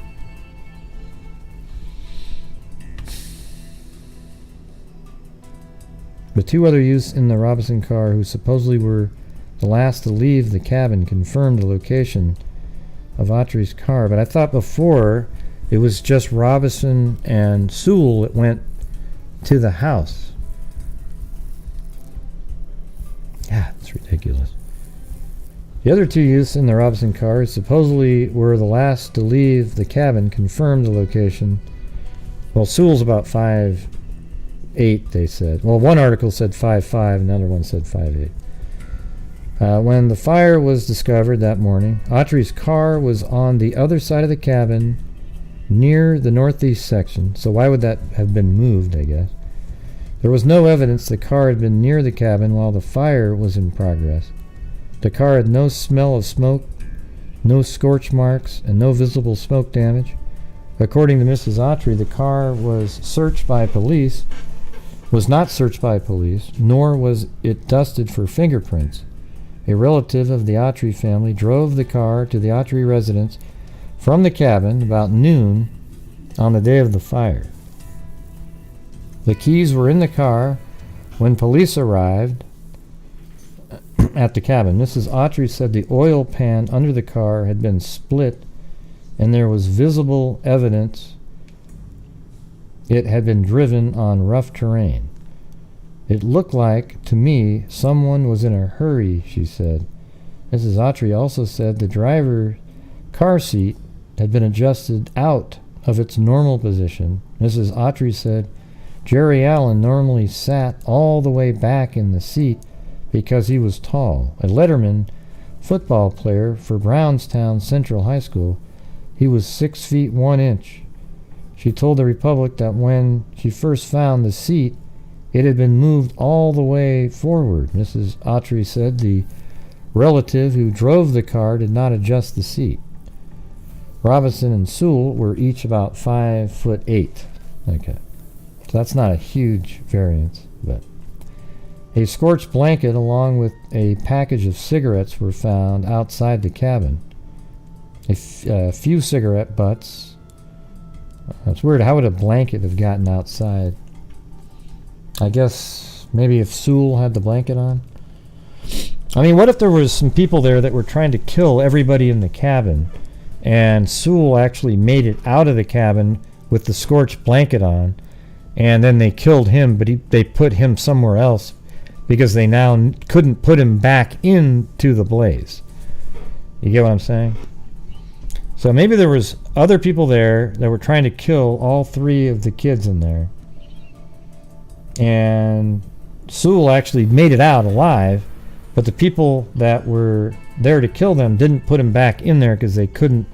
It wouldn't make sense to do that. Now they're not really that short. They're 5'8", you know. 5'8" and 6'1" wouldn't mean that you'd move the seat way back or forward. If you were 5'2", I might say that. But. Mrs. Robinson said she had been told another bedspread. Let's see. A scorched blanket along with a package of cigarettes were found outside the cabin. A few cigarette butts, apparently fresh. All were found at the base of the tree outside the cabin. Mrs. Robinson said she had been told another bedspread, also scorched, was found on the bank of the White River less than a mile from the cabin. There's all... Ooh, wow, what if they used that to dump his body in that river? There also was unusual evidence surrounding the two class rings used to identify the charred bodies as Autry and Sewell. Two persons told the Republic Autry was not wearing his class ring the night of the fire. They did not know if he might have been carrying the ring in his pocket. One witness last saw Autry about 12:30 a.m. The other had been... How would you even remember that somebody didn't have a ring on, you know? The ring used to identify Robinson apparently is still in the possession of state police.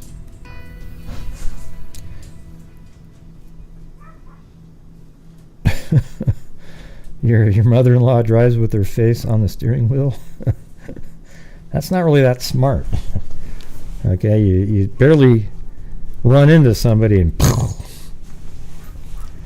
The ring used to identify Robinson apparently is still in the possession of state police.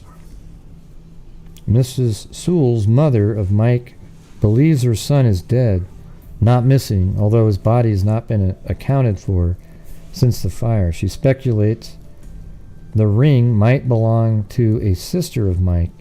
The sister told her mother she noticed her ring missing the day of the fire. Mrs. Sewell says Mike liked to wear jewelry and might have put on his sister's ring the day of the fire.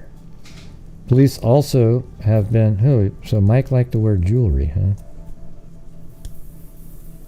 It's kind of a... I mean, I'm not, making a judgment, but maybe he was gay or something. And maybe something weird happened there. I mean, Mike liked to wear jewelry. That's kind of an odd comment to make back in 1971. Police also have been told it was a common occurrence for all three of the boys to trade around rings, watches, and other jewelry. I don't know about that. And here's the map that was in the paper regarding the car.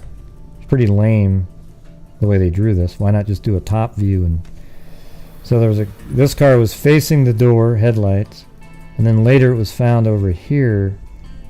And then inside you can see, like, that's the door. It's the only inner out there.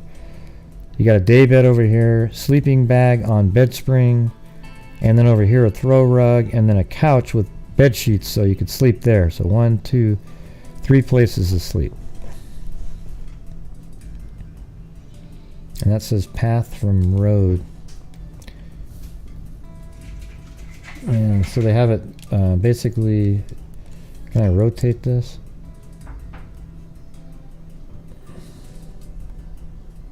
Oh, there we go. So counterclockwise 90. There we go. So now we're at north-south orientation. And they have, and west, east, so everything's perfect right here. And they're saying that this is the path from the road.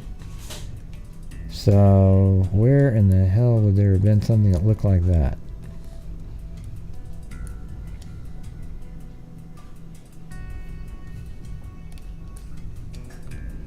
Path from the road. So I guess, you know, if you drove around here, it's weird because from that house there, well, you know, that's that house. I didn't think about it like that. That's where it listed the property. But what if that's the property right here, and then we're going to end up being, I don't know, let's see. So if that, you know, it just gave this area right here as the property, but this whole thing might be the property. So this little drawing here might be wrong. I guess I could, if I could take that whole thing and maybe it's here, and then, you know, I don't know. Not really sure how to work that.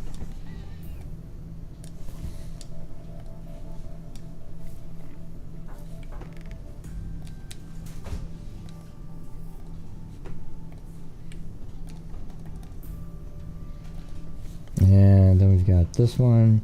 Drug abuse factored in fire that killed youth. This is May 4th. About a week after the other one. So now it's getting kind of interesting with more detail. Brownstown is the common denominator drug abuse. Is the common denominator drug abuse.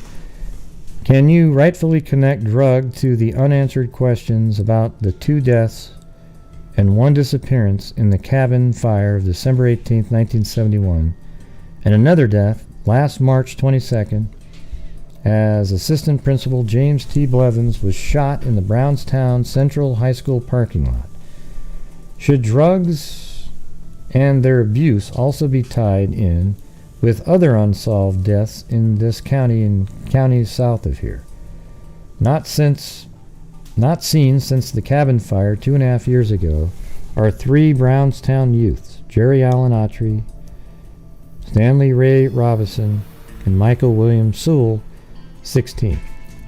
All were believed to have been inside on the night of the tiny cabin, on that night in the tiny cabin of railroad ties, burned in an intensely hot blaze, but coroners say they found remains of only 2 bodies. The dead were identified as Autry and Robinson, and Sewell was listed as missing. He still is. He has not been accounted for since the fire. Some residents feel the link between Blevins' death and the fire is drug abuse. Evidence has been shown of drug usage by David Leon Fleetwood, the 17-year-old Freetown youth charged in the rifle slaying of Blevins. However, Indiana State Police tests indicate Fleetwood was not under the influence of drugs at the time of the shooting. Evidence also indicates drug uses by Autry, Robinson, and Sewell, although it appears only Robinson and Sewell were deeply involved. During the summer preceding the fire, the Robinsons learned that the 3 boys frequently visited Starve Hollow Lake, a state-owned beach area near Valonia and close to Brownstown. It was during this time that the 3 boys apparently became involved with some kinds of drugs and associated with other drug users. One person close to the situation, who wishes to remain anonymous, told the Republic that Sewell was dropping acid in the months before the fire and Robinson had shot some heroin about a month before. It was believed, however, that neither youth had a habit or even used drugs every day. Autry's involvement was probably more limited than the youth's because, but the source, as well as Mrs. Lois Autry's mother of the youth, noticed a change in Autry during the summer. When school began, however, Autry began practicing football, and both agreed he returned to his normal patterns. All 3 boys, according to several sources, enjoyed getting drunk, particularly at Starve Hollow where many youth persons came to swim or camp. State police have been told by youths who supposedly were at the cabin about an hour before the fire that Sewell had drugs in his possession. Police speculate the drugs were barbiturates or amphetamines. The youths also told police they thought they noticed drugs probably of the same type and possessed by Sewell inside the cabin shortly before leaving the cabin. Wow, amphetamines, huh? Jeez. Yes, everybody, I know we're going through these documents, but we still need to keep up the pace on the channel. Right now we're at 50% of a normal night. I know if I had kept going with the sensationalism at the beginning, probably would have done a lot better, but if you can afford it, please help out with the super chats or become a channel member. We've got some cases coming up in the DNA world that we're going to need to start building up to fund. Okay, we've got 3 cases already completely funded. Alright, let's see. The fire was extremely hot, according to police. The youths also told police they thought they noticed drugs. Right. Sewell inside the cabin shortly before leaving the cabin at 2:30. The fire started between 2:30 and 3:30. The fire was extremely hot, according to police and the state fire marshal's report. There was so little left of the 2 bodies inside the cabin, it could not be determined if the young men were under the influence of drugs or if drugs were in the cabin at the time of the fire. The Jackson County Deputy Coroner, Victor Burkholder, a Madison pathologist, and the state fire marshal all agree there were 2 fatalities in the fire. There was no evidence to support the belief a 3rd person perished in there. Autry and Robinson were identified through high school class rings. 2 persons close to Autry, however, told the Republic that he was not wearing his ring. Neither the coroner or local funeral director nor a jeweler could confirm that the other ring belonged to Robinson. The ring believed to be Autry's was found along the base of the south wall of the cabin, protected by bed springs. The other ring reportedly was found in the same area. The deputy coroner first believed Autry died on the north. You know, they need to do genealogy on whatever remains they've got. Some of this stuff makes you think that, man, what if not any of those 3 are in the cabin? And they got some other, some random... I mean, look how weird that is where the rings were. Wasn't even anywhere near the beds.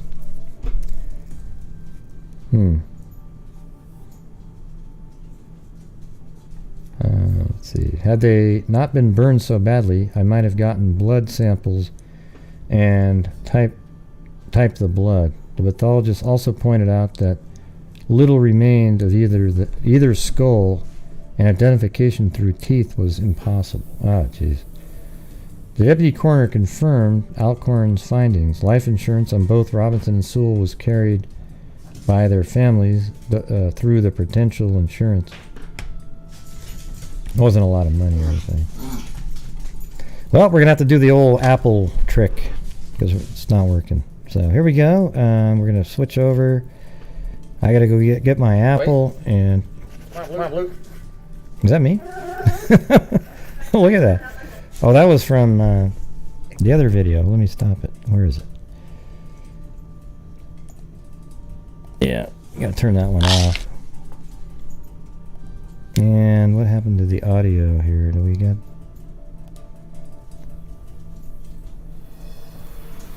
I guess we don't have the audio of the... What's going on with the... Oh, there it is. Yeah. Gonna have to go back in time.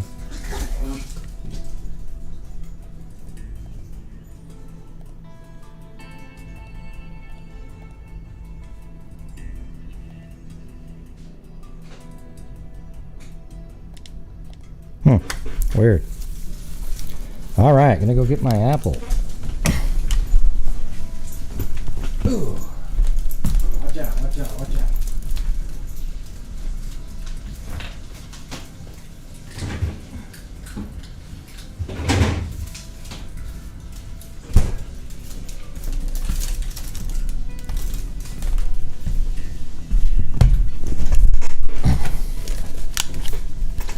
Oh, there it is. Billy the Mayor Juliana.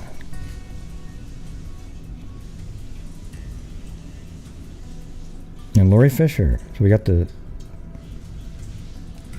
Oh, it's not making any noise. What happened to the... Oh, wait, there it is. Let me try that again.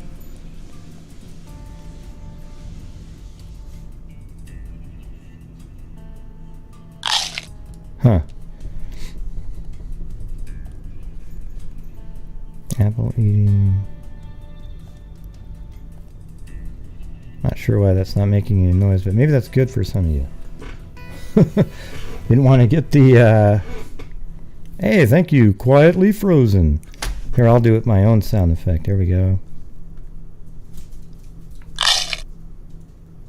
Wow, what good timing that was. Barry Glaviano.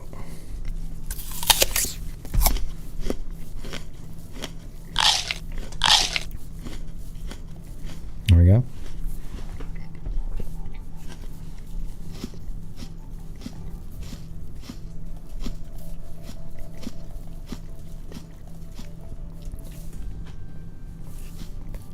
Oh, is that it?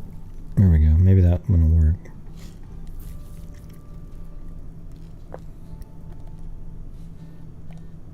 Should work.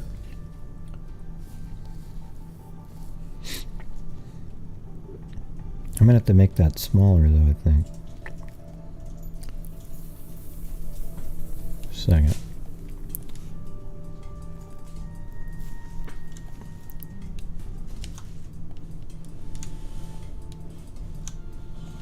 Yeah, brutal.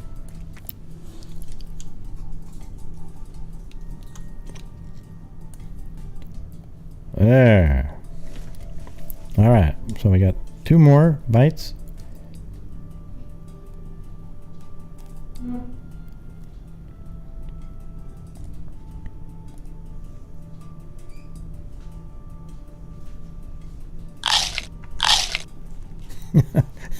Have to do it myself.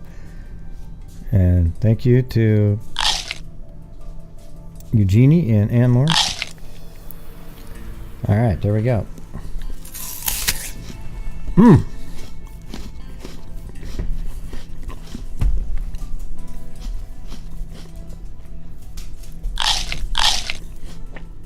There we go. Wow, look at Chloe. She's going nuts. Thanks, Suzanne Marcella.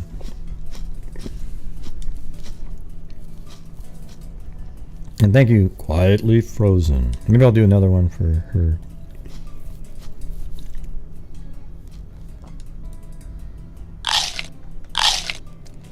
Okay, Quietly Frozen got 2 in there.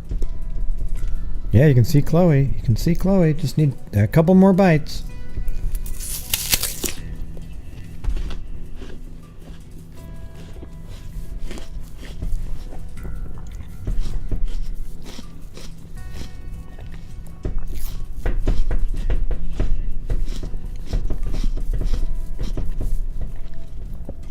Yeah, don't forget to join the GHI, the Missing Person Network.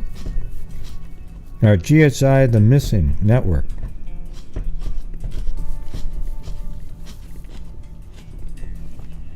Yep, only 2 more bites, and then we're going to finish this one and then move on to that last story.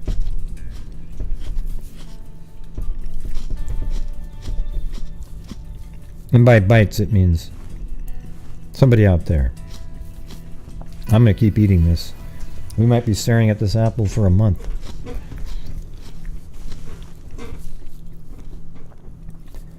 He doubled down after his knowledge of those are intolerable. I mean, what are you referring to, Patty?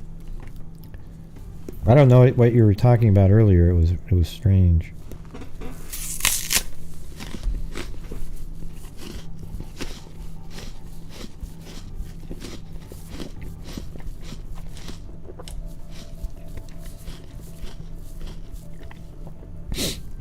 Yeah, well, the drug angle makes it different.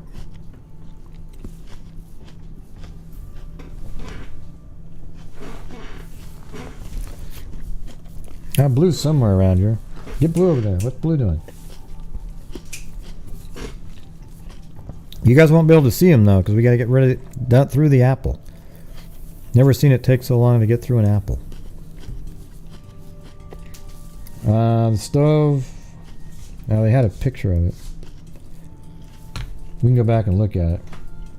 I was wondering if they put the car by the door to keep anybody from being able to get out, and then move the car later.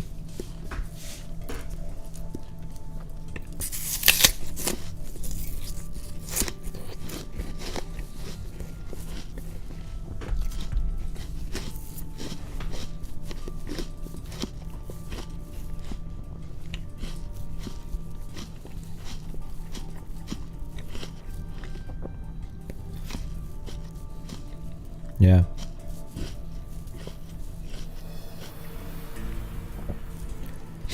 Oh yeah, when people are saying they don't like the sound effect of the eating.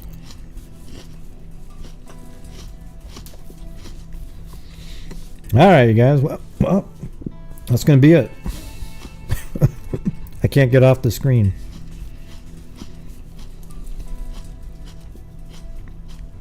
Didn't try to escape, or maybe... I mean, that part's weird, because one of them they said was found on the cot. I mean, why would you be still sitting on a cot?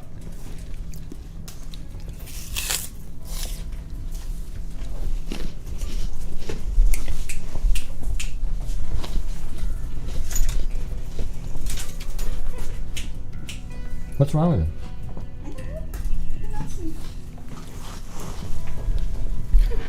Well, thanks, Quietly Frozen. You pretty much took care of all the bites, sadly. Thank you. And Lori Fisher.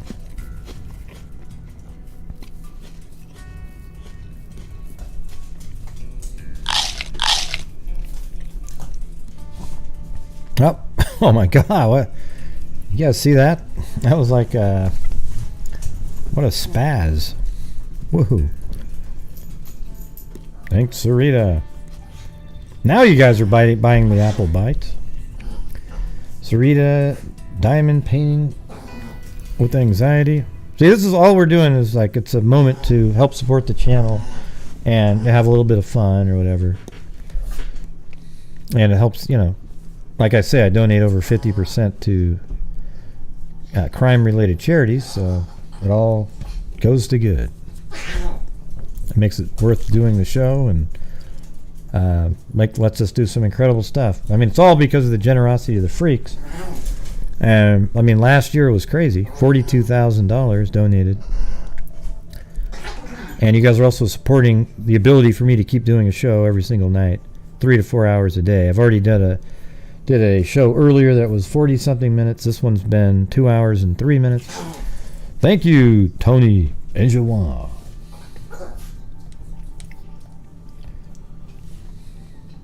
All right. You guys want to keep watching the dogs for a minute, or? Look at Chloe. She's bounding around like a spaz. Anyways, thank you guys very much for help supporting the channel. We got up to about 80, well, close to that anyway. Almost 80%. I know, she is a devil. Look at her. Blue just wants to relax. She won't let him.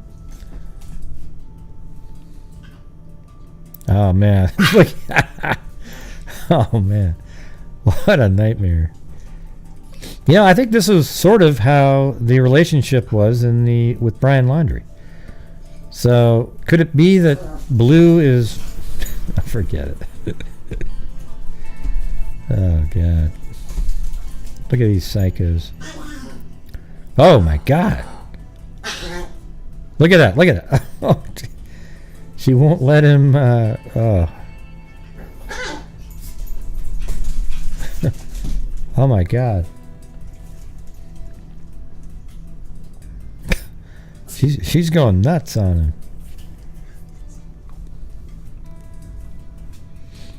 But if you missed the beginning of the show, I'm going to be going down to a Southern Oregon County Sheriff Department at some point in the next couple of weeks to meet with a detective and a sheriff about funding some cases. The genetic genealogy. I guess it's FGG, Forensic Genetic Genealogy. So we're gonna have to keep on trucking all through the year.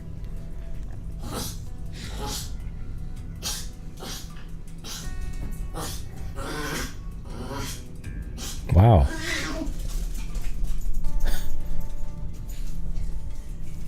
My God, they're just crazy.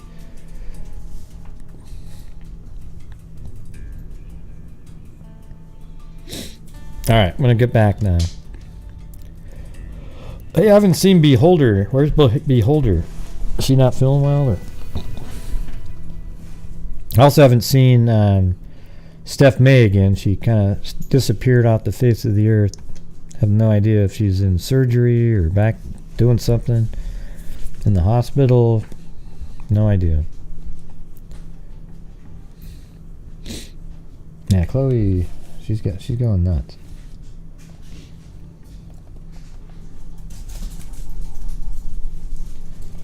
All right, and there was only one more article, a really short thing in 1975. It just was like, in memory of Jerry Allen Autry, called suddenly home December 18, 1971.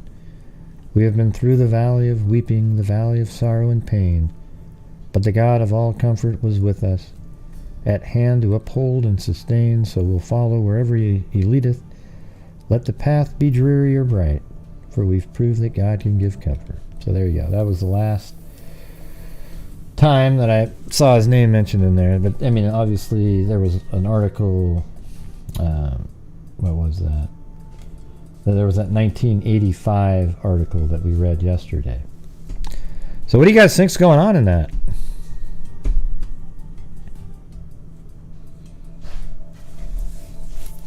I think there's something nefarious happened there. Obviously, I mean, if you can't find Sewell's body, and also you got the fact that the car was moved at the cabin, so now that other incident at the house is meaningless, I think.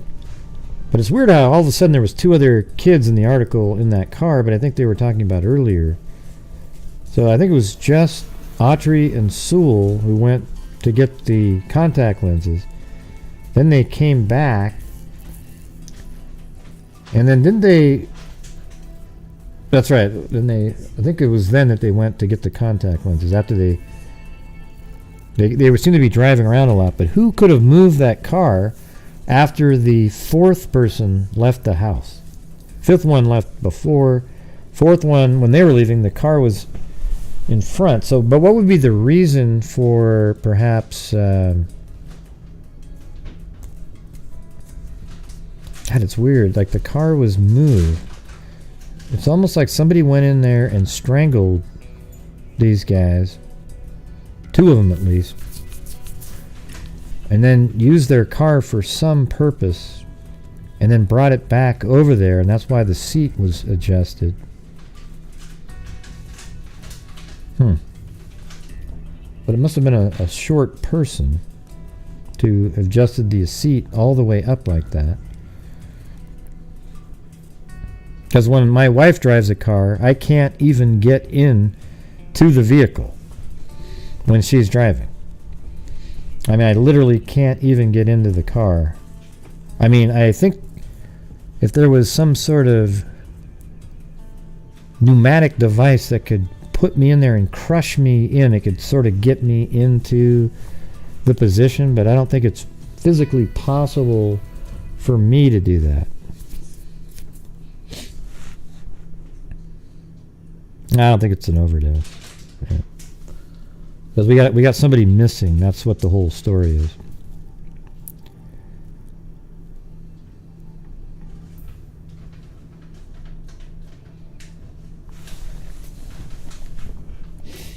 All right, guys, I'm going to switch over to another story, but that's it. Definitely is more interesting. Makes it seem like there is more to it. You know, perhaps drug related, or You know, but why is Sewell out there? I think what I was saying earlier is a good possibility, and that's why there's a burnt blanket outside, because he left in the blanket, Sewell did, and it was already burning, and he was like struggling maybe. And whoever kept him in there, maybe they even wrapped him up in a blanket and moved him to the river, and that's why they found a charred blanket by the river. But his body may have been transferred in that. You know, this is 1971, so they weren't really big into, you know, hardcore, and especially in a small town like that. It'd be interesting if they still had that towel and tested the towel for DNA. Did the DNA come back to being Sewell's DNA on that towel? And if so, you could almost say that maybe he was thrown in that river, but nobody looked there for a long time, and his body, you know, let's see what the river looks like here. I mean, look at that thing. You get in that river, you're gone, man. You're miles away. Because that doesn't have a lot of obstruction in there. I mean, there's some places like that, you know, but you could have been I mean, this is years ago, too, 1971.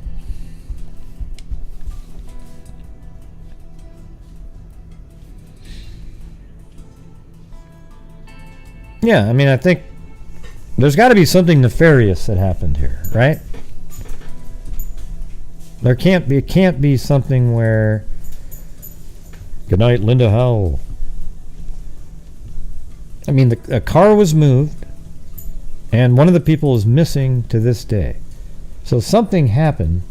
What it was, we don't know.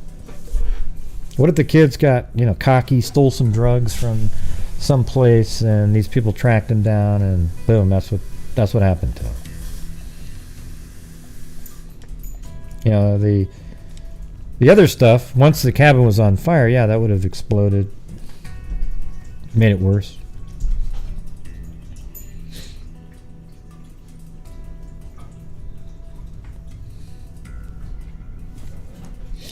Yeah, I think it might have been somebody, that's what I was just saying, somebody outside of the, you know, somebody outside. They may have used that vehicle to transport Sewell to the river. See, here's what I think probably happened was there was people outside the cabin that would not allow anybody to get out of that cabin. And then at some point, maybe Sewell was able to kind of just get out, and they realized they couldn't really put him back in the fire because they would risk getting burned themselves. I mean, how do you put somebody back in the fire? So then they put Sewell, wrap him up in, you know, he's already kind of dying or something, put him in the vehicle, then take Autry's vehicle, drive it to the river, dump his body in there, then they drive it back and put it over on it's behind a fence. Like, how the hell would it get there? Yeah. All right. Anyways, I'm gonna move off of this one. I gotta get moving. Pretty crazy. All right. So this one is 1980 Brad Machette. All right. And this is in Milwaukee, Wisconsin. So I'm going to have to move up there. Here, I'll make a new folder here.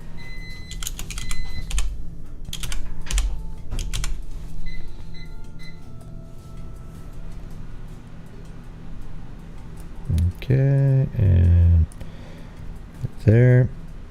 Boom. We go to Milwaukee.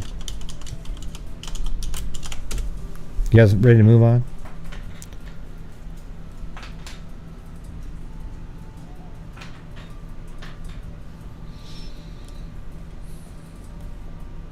Yeah, that's a good point there, Quietly Frozen, yeah. Did they really go back? Why would you go back to get contact lenses so you can go to sleep? I mean, that's a good point right there, right? Why would you go back to the cabin to get contact? I mean, why would you go home to get contact lenses so you can go to sleep? Because that's all, it was really late, right? Why would you do that? So you might be right there, Quietly Frozen. That's a good point. Maybe they went back to get... you know, it's weird too because he ran in there. There might have been more than just 5 people. You know what I'm saying? Hi, Gray. And who were these other 2 people? I've enjoyed the show so much this week, as always. Well, thanks, Lisa Wilkerson. I'm not sure. Was that one a continuation of Dan Carr's joke?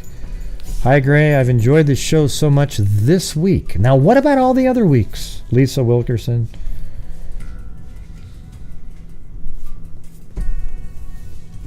Let's see. He went to get the case so he could take them out.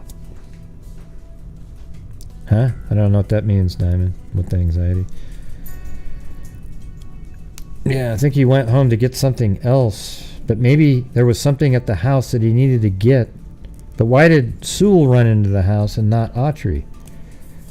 It seemed like it was something easy, like he knew where it was too. And how about this? How do we know Autry was actually in that car and not Sewell that drove there to get something out of that house? Is there anybody that has evidence that Autry was in the car when Sewell went home and ran into the house? Just because Autry's car was there, does that mean that Sewell, or does that mean that Autry was in the car when all we know is that Sewell ran into the house to get whatever he got inside the house? What do you think of that? Huh?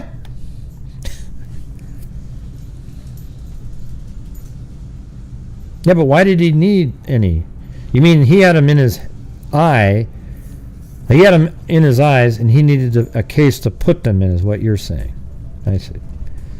So he already had contacts on. He needed the case to put them in the liquid or whatever, right? Okay, that makes sense. I thought you were saying take them out, like take out the other people.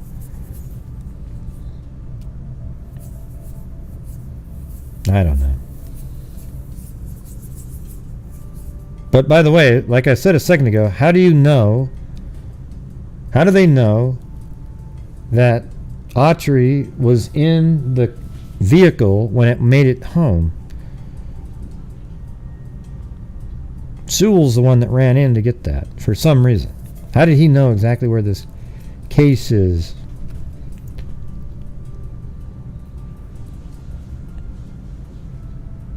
Yeah, that makes sense, Mary. All right, anyways, I'm going to move on now. This is one of those ones that seems like you could just keep speculating on over and over again. Hey, look at that. We're down 8 people. They probably tuned in late and heard the beginning, and they too were dumbasses and went, "Good, did you hear Gray? He's defending Brian Laundrie. Look at that." Yeah.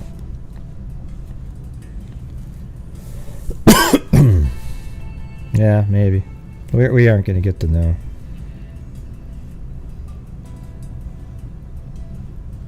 Yeah, me too, Lisa Wilkerson.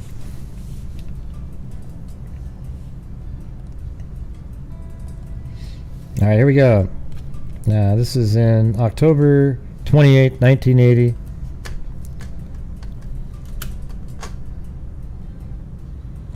All right.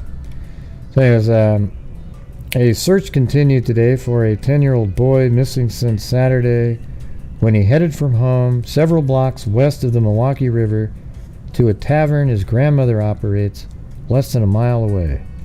Police said Brad A. Machette, the son of Sandra Moracle, so let's see, he was headed from his home several blocks west of the Milwaukee River to a tavern his grandmother operates. Officers had talked to friends, relatives, and neighbors, gone from house to house in the area. The boy was last seen and searched along the river shoreline.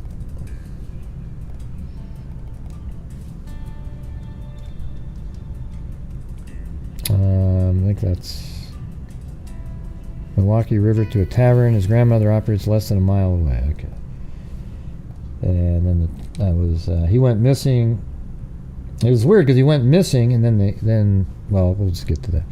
Police searching for missing boy. A search continued Tuesday for a 10-year-old boy missing since Saturday when he headed from his home several blocks west of the Milwaukee River to a tavern his grandmother operates.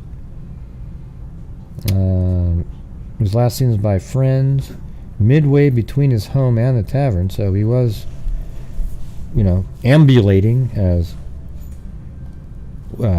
we heard in one of the trials, that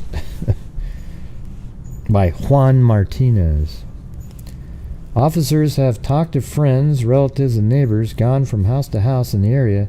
The boy was last seen and searched along the river shoreline, but he made it midway between there. Maybe we'll get to know that here in a little bit. And so then on October 31st, they actually found his body, and then he makes it into the newspaper the next day on November 1st. Police looked for clues in the death of Brad A. Machette after the 10-year-old Milwaukee boy's body was found Friday in the Ozaukee County cornfield. In an Ozaukee County cornfield. The boy had been missing since last Saturday. He had left his home on Milwaukee's east side, bound for his grandmother's tavern, where his mother works. Friday morning, two brothers walking to school after missing their bus found his body in the town of Grafton. He left his home on Milwaukee's east side. Let me go to...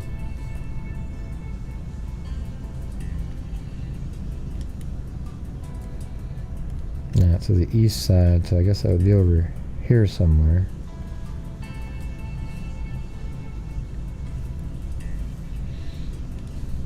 For now. And then he was found in Grafton.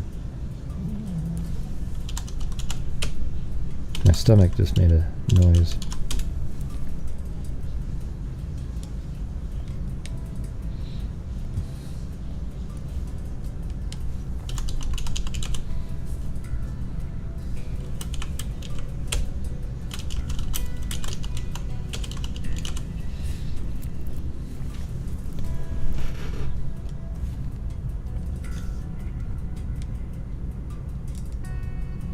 It was October 30th. That's when he was found on Halloween.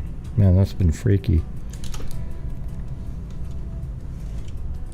for the kids that found him.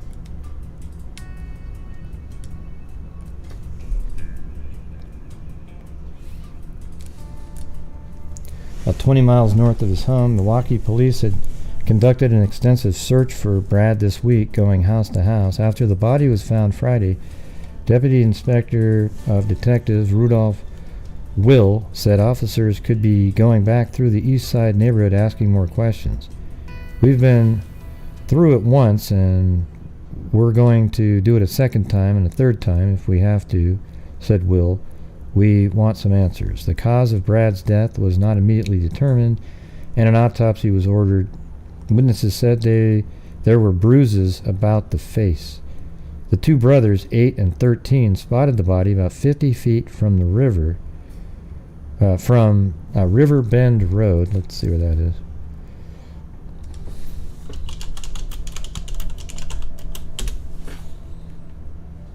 Okay. So that's only River Bend Road only goes right here. So it goes to right there.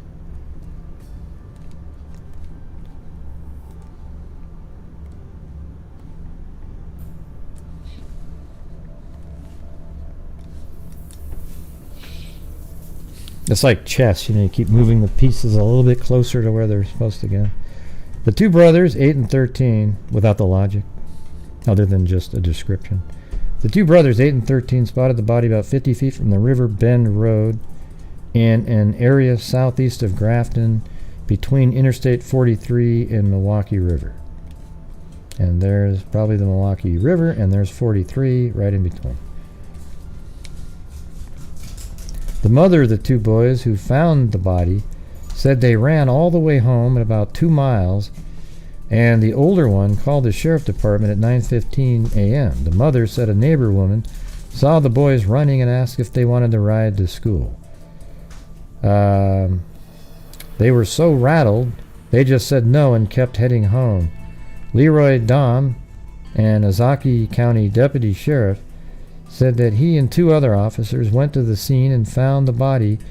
Officials from the state crime laboratory were summoned along with law enforcement personnel from both Ozaukee and Milwaukee counties.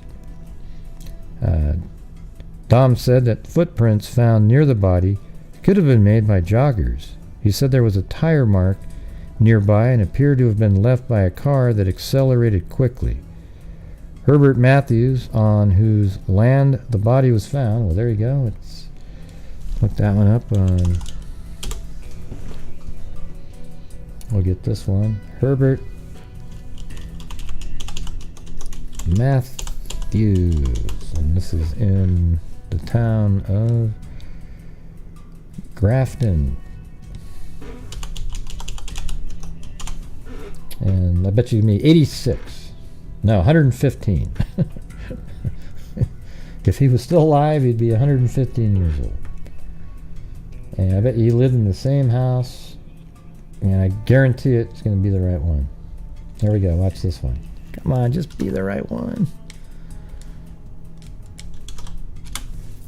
Oh, boom. Look at that. Right there. So this is his property right here. And I bet you Riverbend Road, they might have considered that this road at one point. I don't know. But that's his property right here. Isn't that great? You got to give Ben Verified some credit for that. To have that kind of information from, you know, somebody that's 115 years old. So that's where the body is found.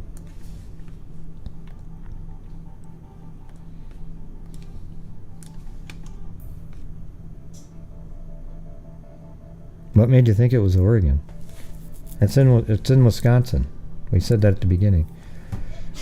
Herbert Matthews, on which the land's body was found, on whose land the body was found, said the road going through the area is heavily traveled. He said he had gone to bed at 11 p.m. Thursday and had not noticed anything unusual in the area. Brad's mother and stepfather, Sandra and Nick Moracle, identified the body at the Ozaukee County morgue. Brad's father, George Machette, lives in California with a daughter, Danielle. A neighbor, Valencia Drew, said the family includes an older brother, Matthew, and a younger sister, Mandy. She said Brad was the type of child who wouldn't meet strangers. He was too wise a child to do that. Classy Cox, a teacher at the Cass Street School, said she had taught Brad's sister and older brother and knew Brad as well. She said all the children were bright and helpful, and she described Brad as very friendly, manful, and full of life. The boy was the second slaying victim found in Ozaukee County recently. Earlier in October, the body of Beth R. Umalak, 19 of Milwaukee, was found in the town of Grafton, about 2.5 to 3 miles from the area where the boy's body was found. There have been no arrests in connection with her death. Well, that's interesting. What's her name? Beth Tober. Let's see. Murder of Beth Tober. And that's still not solved, oddly. Dismissed murder charges against a woman who was charged. That can't be it.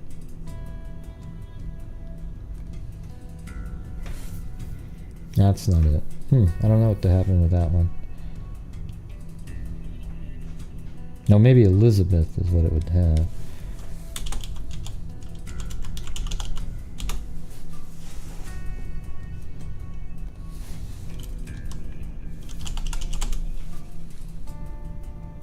Yeah, so, well, it's 2000. That's not the right year.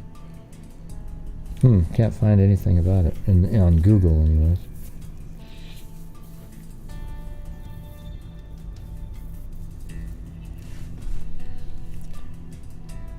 Earlier in October, the body of Beth R. No, it's Beth R. Umalak. Why did I say that? Why did I look that up? Man, that was crazy.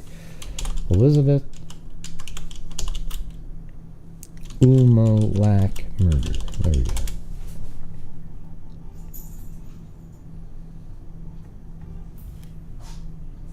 Body of Beth R. Umo Black. Let me try it. Beth.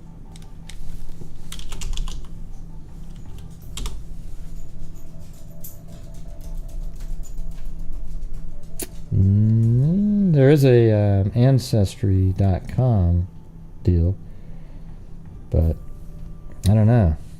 Man, I hate when there's no answer for something like that on the side. Let me just look this up.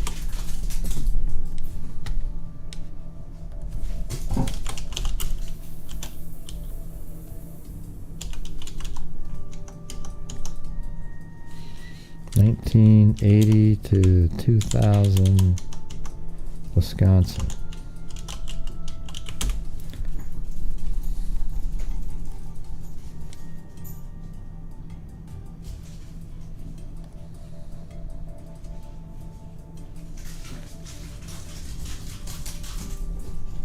Texas Sheriff Detectives will interview accused mass murderer Henry Lee Lucas. Ah, jeez. God.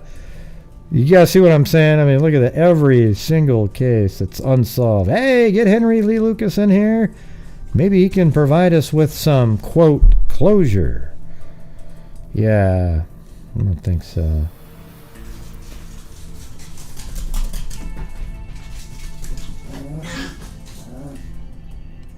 Yeah, the dogs are freaking out again. God, they are just running and running and running and running. Oh my God. What are you doing, Chloe? Oh my God. That's incredible. Okay, this is 1993. What does this say in it? Public outrage was intensified by the fact that the body of Brad Machette was the second one found in the area just a few weeks earlier in the month. The body of 19-year-old Beth R. Umalak was found off Parkway, beaten and stabbed to death just a few miles from where this... Oh, that's interesting that they're...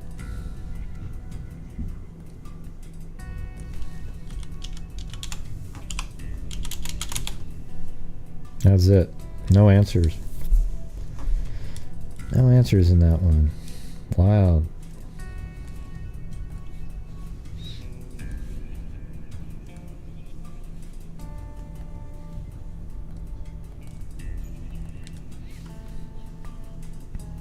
Strangulation is what killed the boy.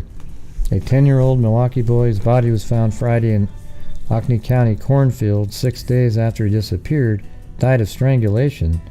An autopsy determined Saturday. Dr. Robert Huntington, a University of Wisconsin pathologist who did the test Saturday in Madison, said that Brad Machette had also sustained head injuries, but the autopsy did not determine the time of death for the son of Sandra Moracle or Milwaukee and, let's see, son of Sandra Moracle or Milwaukee. Let me see if I can find where that was back then. That's an unusual name, so maybe that'll show up. So his body was found somewhere around in this area, in a cornfield. You know, who knows where exactly where the cornfield was back 40-something years ago, but let's see what it looked like back in 2000, and that's about it. And then, yeah, look at huge differences.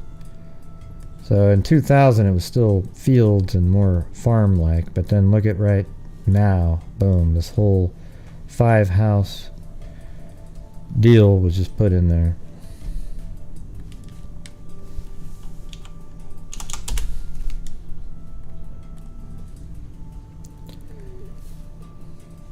We must have some Summer Wells stuff going on tonight. Missing a lot of people. You know, just not that interesting, I guess. Yeah, they were running so fast, it was unbelievable.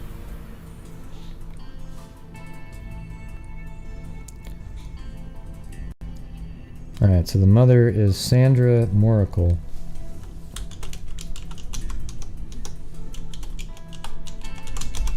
And that would have been in Milwaukee, Wisconsin.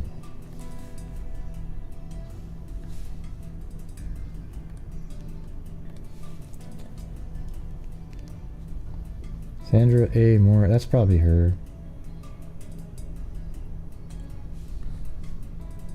And let's see where this might be.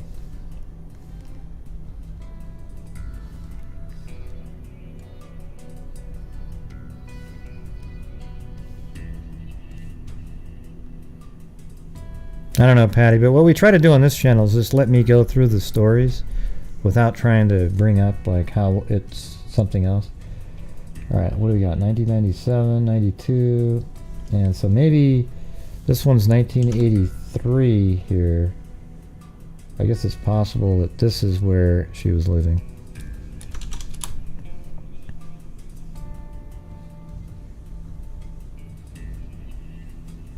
Yeah, that sucks, Karen, that we only get like 200 or 300 people with 70. See, all my subs are real subs, but a lot of times people sub to your channel because you happen to be covering a case at the time, and then they don't really give a shit later because I don't continue the, what do you call it, the sensationalism. You know, there's no, I just do cases, and I just happen to be covering one that's big, but they'd rather watch the sensationalistic jackasses who scream through bullhorns, you know. Okay, good, Mary. I'm glad there's some people out there that find it interesting. So maybe this is where they lived at the time. I don't know for sure.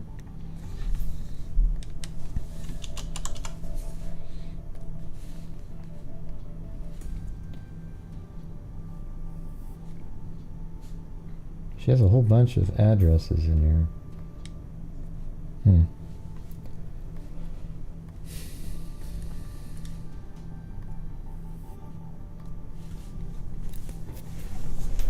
Let's see. Herbert Matthews.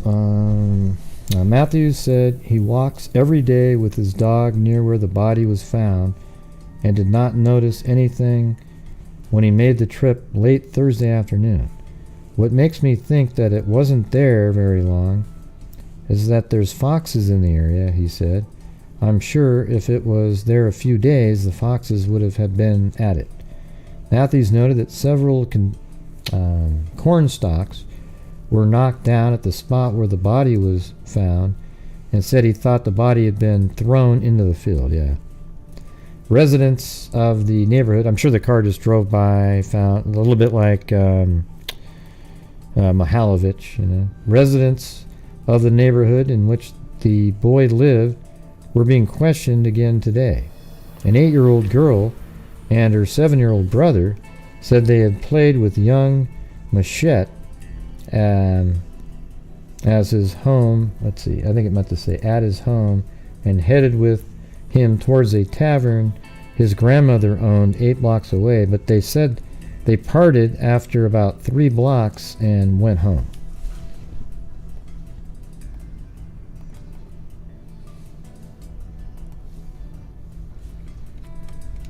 Yeah, so again it says he was strangled. Yeah, I think it's almost the exact article there. And this is on the 4th of November. Police said Monday they are looking for a beige van seen last week near the spot in the Ozaukee County cornfield where a 10-year-old Milwaukee boy's body was found. Police said the person or persons in the van are wanted for questioning and are not necessarily suspects in the death of Brad Machette. Machette's body was found in the field Friday. He had disappeared earlier in the week. An autopsy showed the boy died of strangulation. And I think that's it for that little part right there. Now we're going over to the 5th.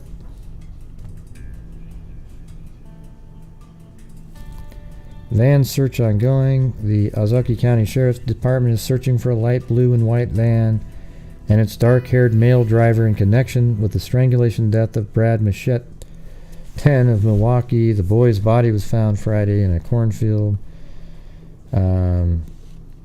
west of Riverbend Road and north of Lakefield Road.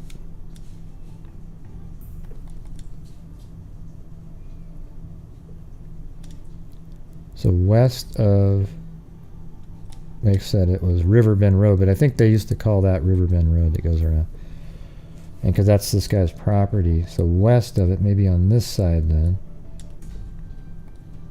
over here, and north of Lakefield Road, which should be this one, yeah.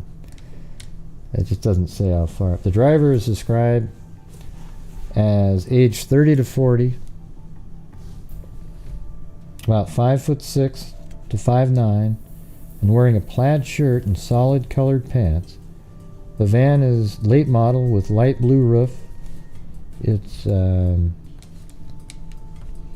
it has windows around it and a blue interior and red and white taillights.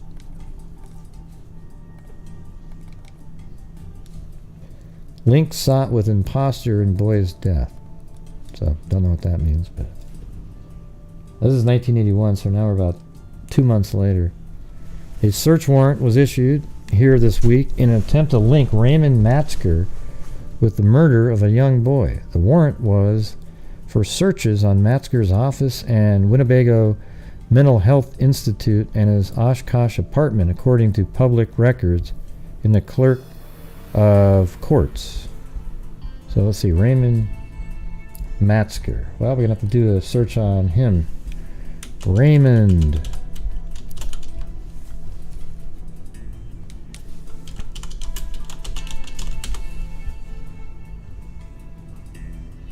Yeah.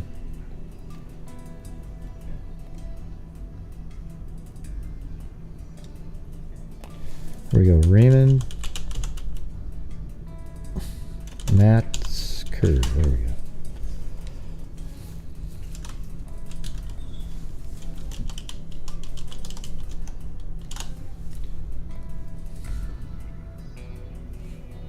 Yep, there he is. Raymond.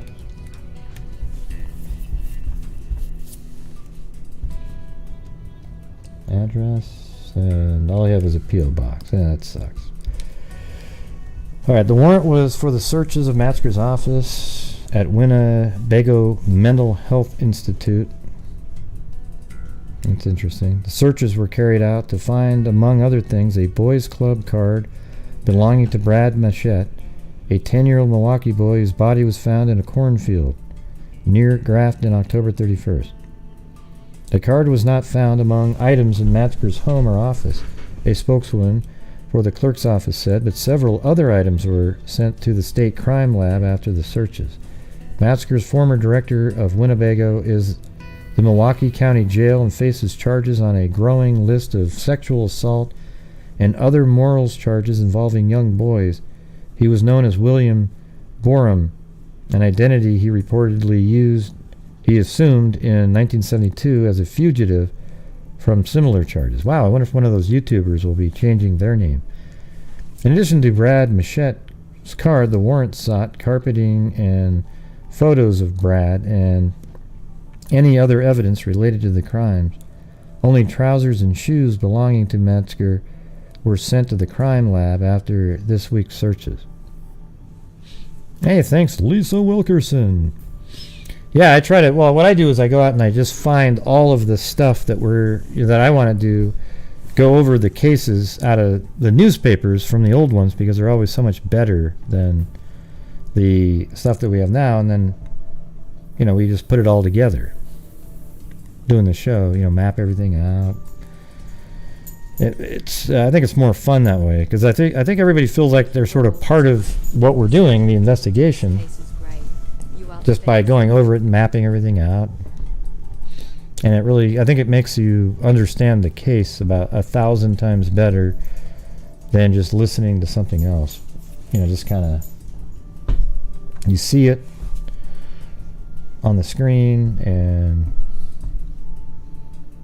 we map it out. Everything's clear.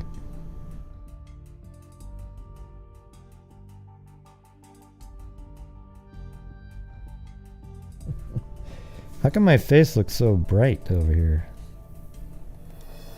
It's weird. Hold on.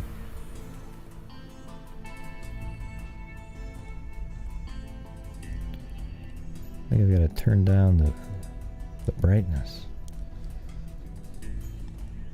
There we go. Yeah, cool. All right. In addition to Brad Machette's car, the warrant sought carpeting. Ozaukee County Sheriff's Department officially said little about the investigation. Reports of Ozaukee detectives investigating massacre, however, were among early ones to surface after Massacre's arrest in Illinois.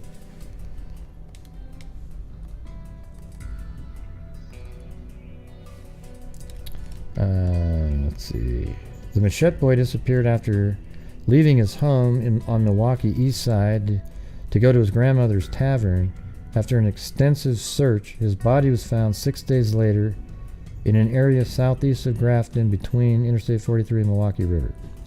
The most serious charge facing massacre to date was filed this week in Zion, Illinois.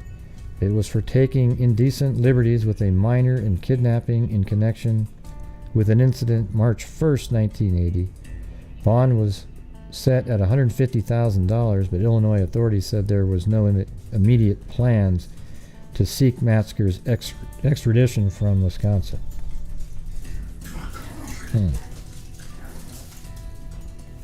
Yeah, they're just really going at it tonight.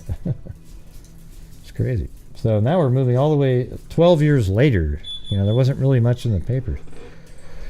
So this is 12 years later, and here's the Michael Menzer, a different person. I don't know if it's Michael now, though. It's actually a different person. No, it's Menzer, so it's weird. I want to go back to this other, the one right before it. And it's talking about, so this is Raymond Matzker. So now there's this other person now. So it's convicted arsonist Michael Menzer is a suspect in the kidnapping and murder of a 10-year-old Milwaukee boy more than a decade ago. Sheboygan County authorities, armed with a search warrant issued by Sheboygan County Court Commissioner Terrence Bork Tuesday, searched an Elkhart Lake cottage used by Menzer. So now I gotta look him up.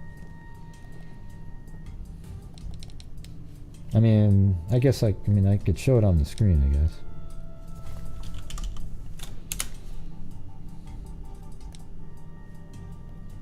You just type in Michael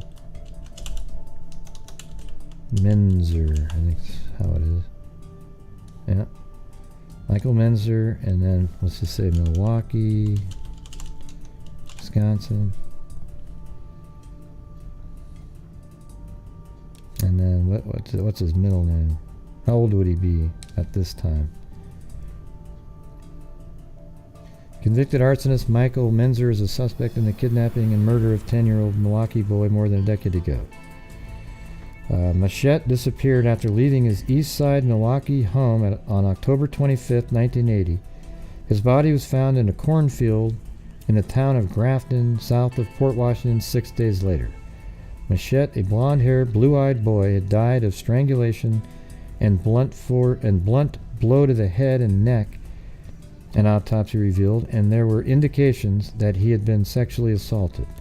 Menzer, who was sentenced to 40 years in prison last week for setting the September 1990 fire at the Onion River Mill and Art Gallery on Waldo that killed his two stepsons, has not previously been mentioned as a suspect in Machette's murder.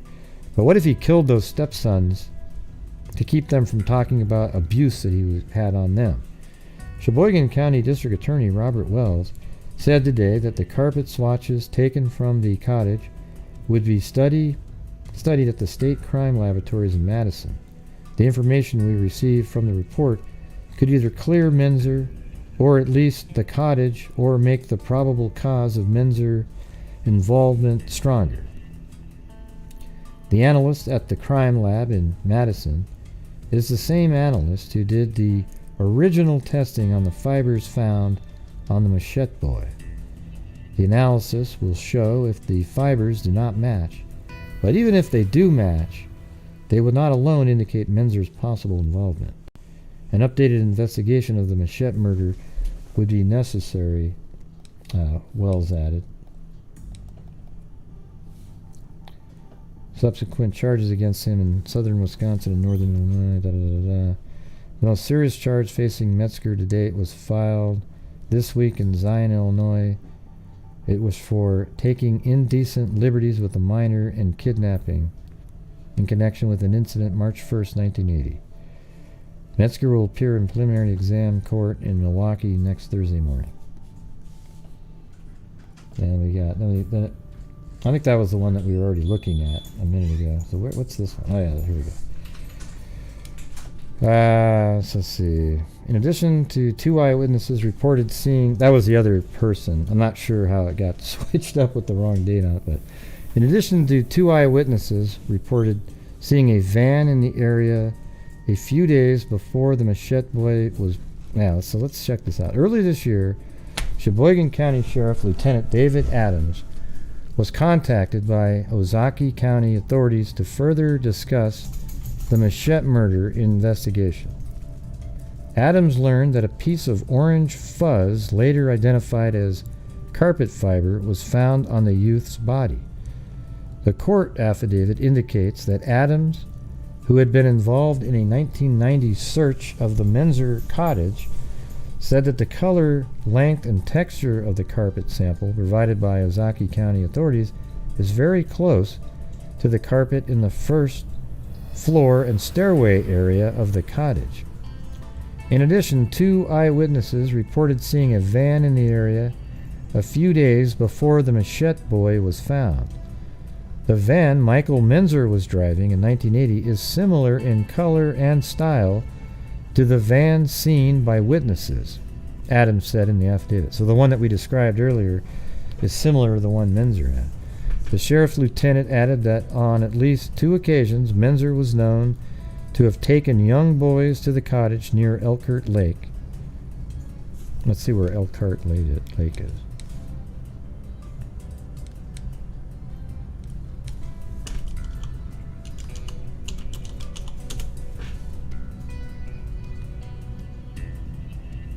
Okay.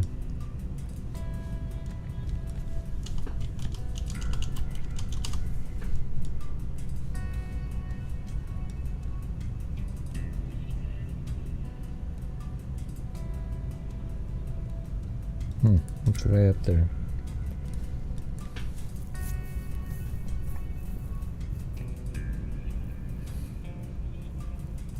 Menzer was imprisoned in 1991 following revocation of his probation. Wow, that sounds like a YouTuber. On three 1986 convictions of enticing minors for immoral purposes. In a letter to U.S. District Court last month, Assistant U.S. Attorney Stephen Lycone said Menzer has sexually assaulted or exploited more than 10 juvenile males on countless occasions. Michael Vendola, a 20-year-old veteran agent with the State Department of Justice agent who is an expert in child pornography and pedophilia, has said that the study of Menzer's file indicates that Menzer has exhibited 24 of the 26 indicators of pedophilia. Vendola, quoted in the court document Tuesday, said there is absolutely no doubt in this investigator's mind that Michael Menzer is the most dangerous pedophile he has studied. Menzer, while admitting to investigators in June of 1991 that he was a pedophile, claimed to have been cured by abstinence. Pedophiles can sometimes be controlled, but they are not cured of their sexual preference, Vendola wrote. See, this is what I've told you guys. And there's organizations out there right now that are trying to normalize pedophiles. You know, like if you have a pedophile that's teaching your schools, but they've come out and they've admitted to it and they're non-practicing, you're going to be shamed into allowing your kid to have a teacher that's a pedophile because they were born that way, you guys. And therefore, you're going to be required, you're going to put all the pressure on you. And if you don't believe what I'm saying, just go look it up. There's actually speeches on this shit, okay? And I've told you guys this before, and you guys go, no way, no way.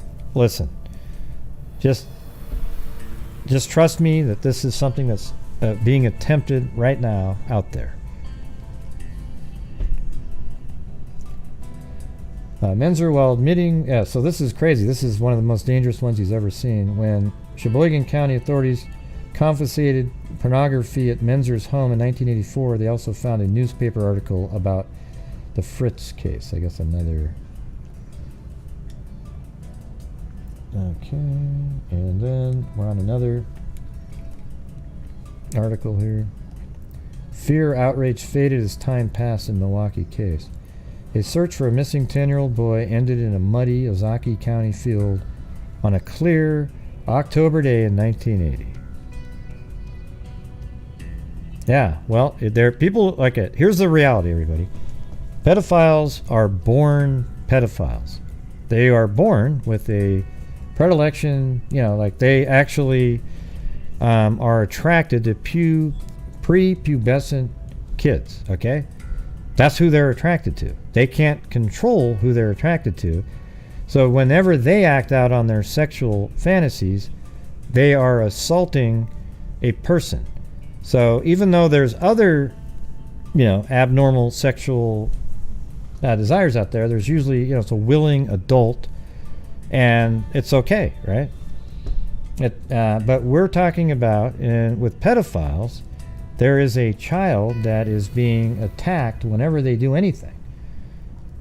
And to be honest with you, I don't even know what they would do to satisfy their urges that would be legal. Okay, so for me, pedophiles just shouldn't be in existence, right?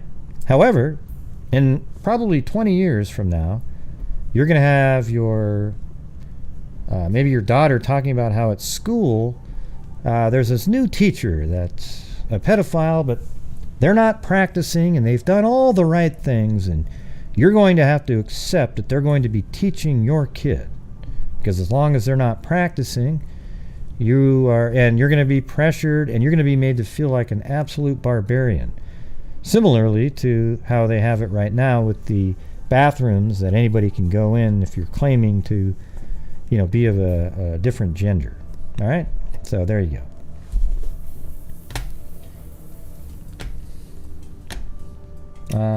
And see, here's the thing is, I do not care at all if somebody is transgender or gay or anything like that, but it's when you're trying to change everybody else, the way that they have to think, that's where it starts creating problems, because I don't care what you do behind the scenes or anything like that.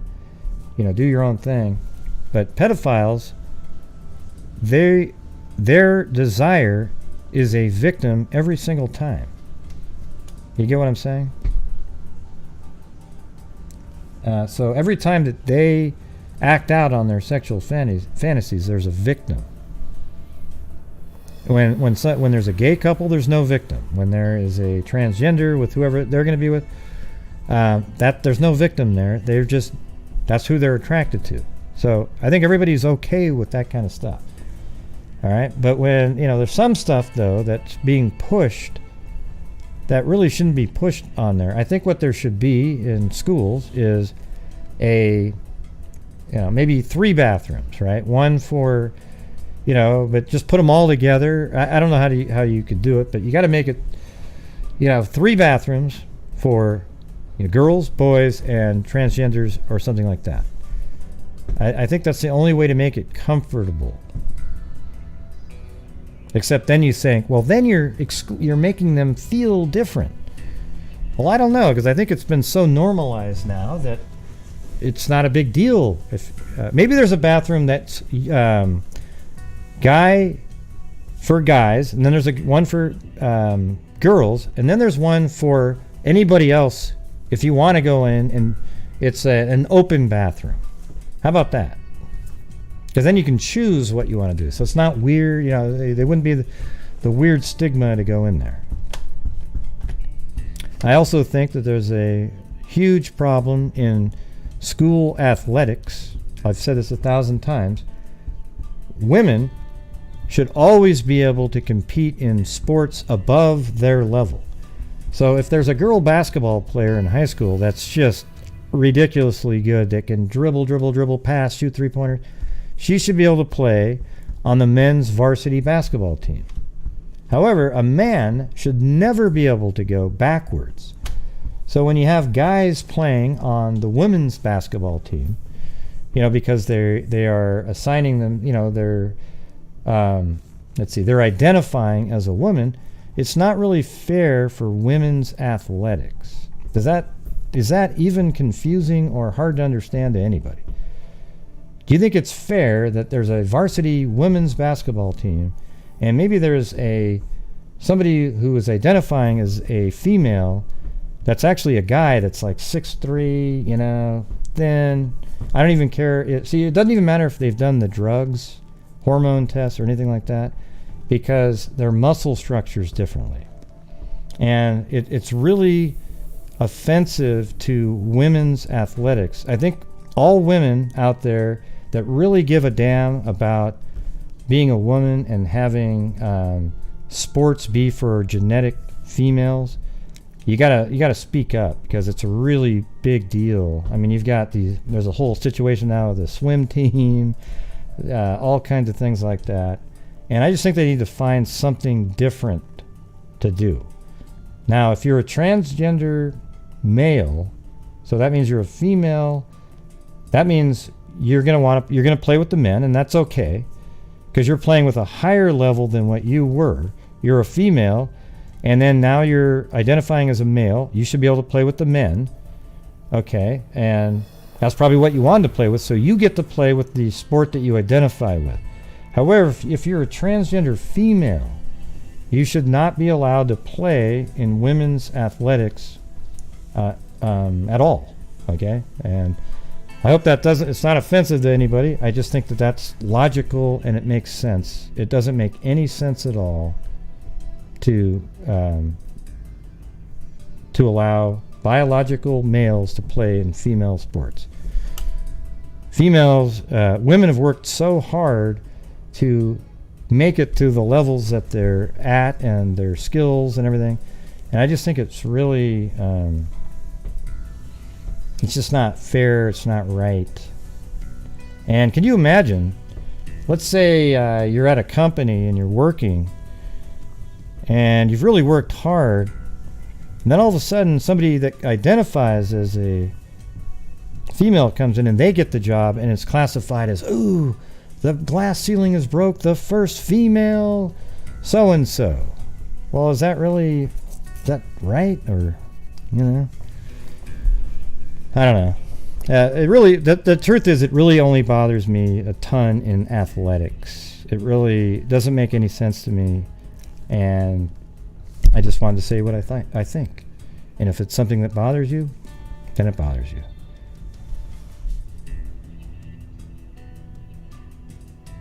Yeah, I'm not sure what you're talking about, Patty. You seem to misunderstand every single thing that I just said. Yeah, that didn't make any sense, Patty. You've made about 9 comments tonight that had no relevance to what we were talking about. So, yeah, there's nothing wrong with being homosexual, or you can be transgender, whatever you feel like doing. But don't make the rest of society bend to, trying to remember specific, what do you call it, the pronoun thing. I mean, my God, that's just brutal. I mean, how are you going to remember that all the time? You see somebody walks in, looks just like a female, you go, well, she should, wait, I'm not, and they get really angry and stuff. And it's going to be hard to do,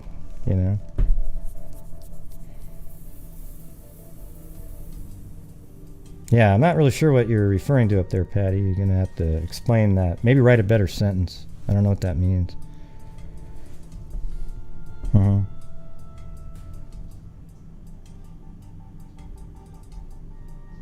Yeah, well, that's different, Carla. Bringing a child into a bathroom with you. Right. She just doesn't listen very good, Shogun, so it's always sort of a strange. You get some weird comments. You know, that's what, again, see, it's so hard to have just a rational conversation with a bunch of adults because there's always a few adults that can't listen. They only hear what they want to hear. Yeah.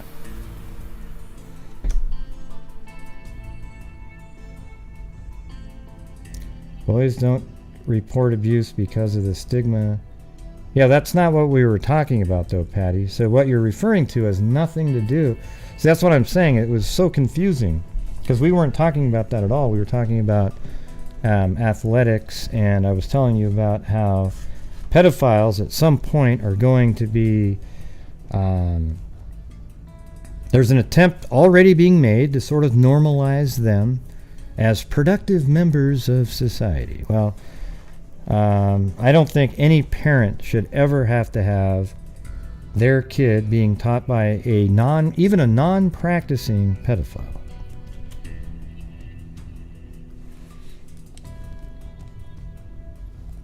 Yeah, they usually are a little bit cleaner, I'll give you that.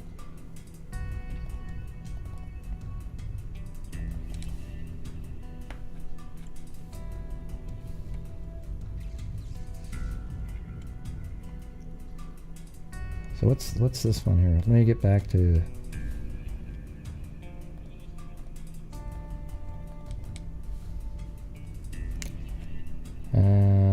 a search for a missing 10-year-old boy ended in a muddy Ozaukee County field on a clear October day in 1980.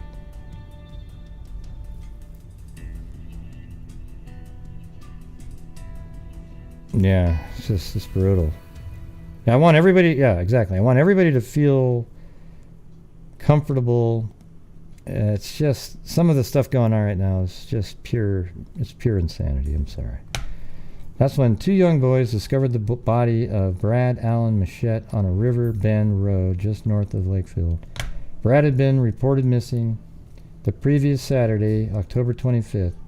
He had left his East Side Milwaukee home to visit his mother, who worked at his grandmother's nearby tavern. His disappearance touched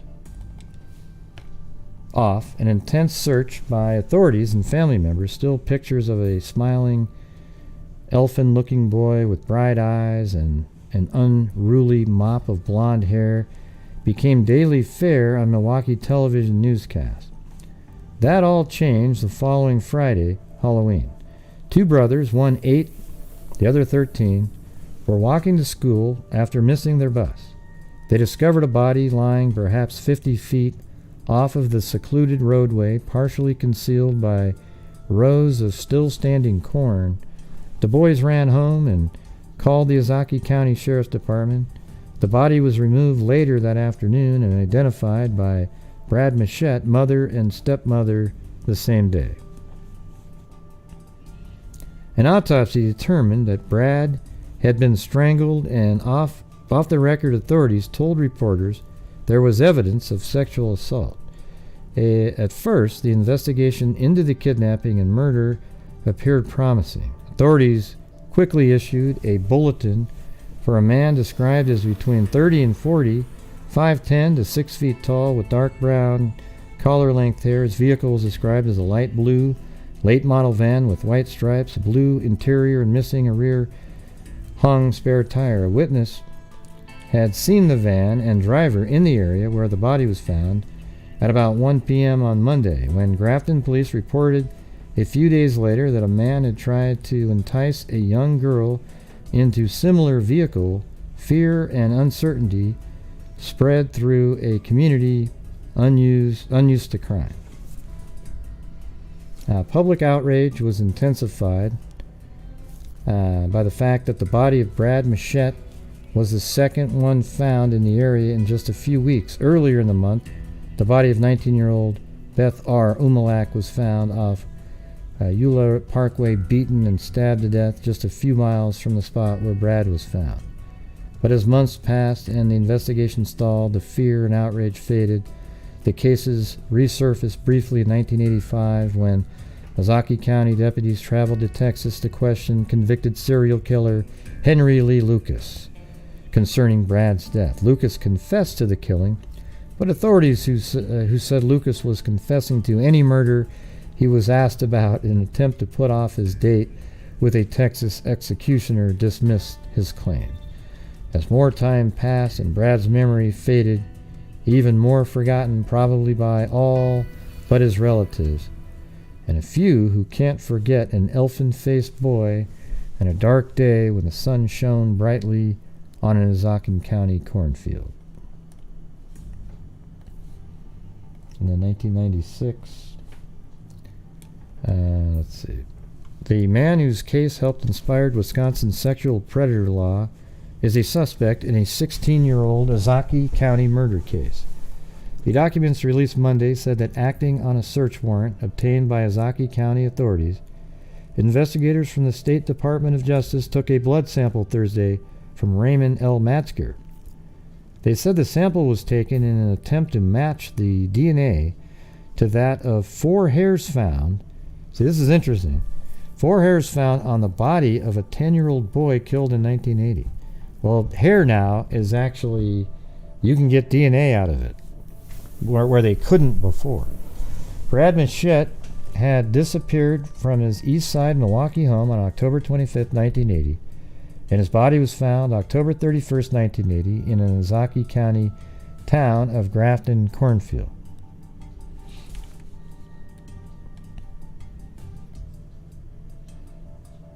Hold on a second.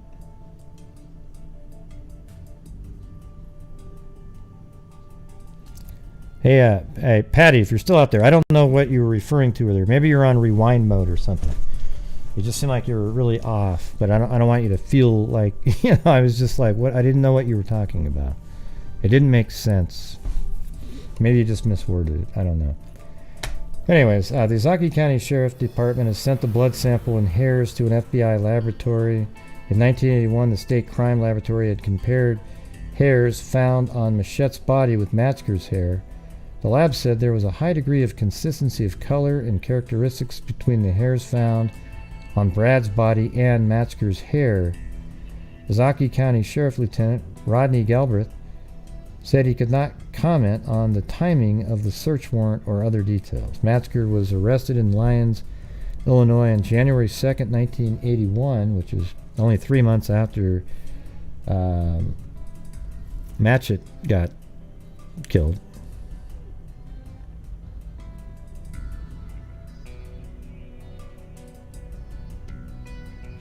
I don't know. I think being gay, Patty, these days doesn't. I don't think it's really much of a stigma at all anymore. I think it's totally accepted in society. Gay or lesbian. I don't think it's the same as it used to be. It's nowhere near. When he was arrested, Matzker gave the name he had been using for years, that of a college classmate. Under that name, he had become the director of Winnebago Mental Health Institute. Matzker is being held...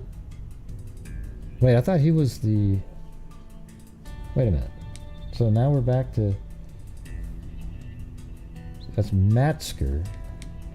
And this is Menzer. So now we're back to that first guy. Remember that? The guy that worked at the... this is crazy. So remember in the 1981 articles was that Matzker guy that was working at the... that mental facility. So that was 1981. And then it switched over to Menzer. Remember that? In 1983, one of the worst pedophiles ever. I mean, it doesn't help that they both have sort of similar sounding names. And that's what they're talking about in this one, is now they're back to that Matzker guy. Matzker is being held as a sexual predator at the Wisconsin Resource Center in Oshkosh. He was convicted in 1982 of 7 counts of sexually assaulting boys ages 8 to 12 while he was working as director of the Winnebago Mental Health Institute. What a jeez. Matzker was sentenced to 18 years in prison and was due to be released from prison in June 1994 because he had reached his mandatory release date under an old state law that said prisoners had to be released after serving 2/3 of their sentence. but in 1994, massacre was the first civil commitment under the newly passed sexual predator law. There you go. And then we got back in 2017. There he is right there. Now this is Michael Minzer again.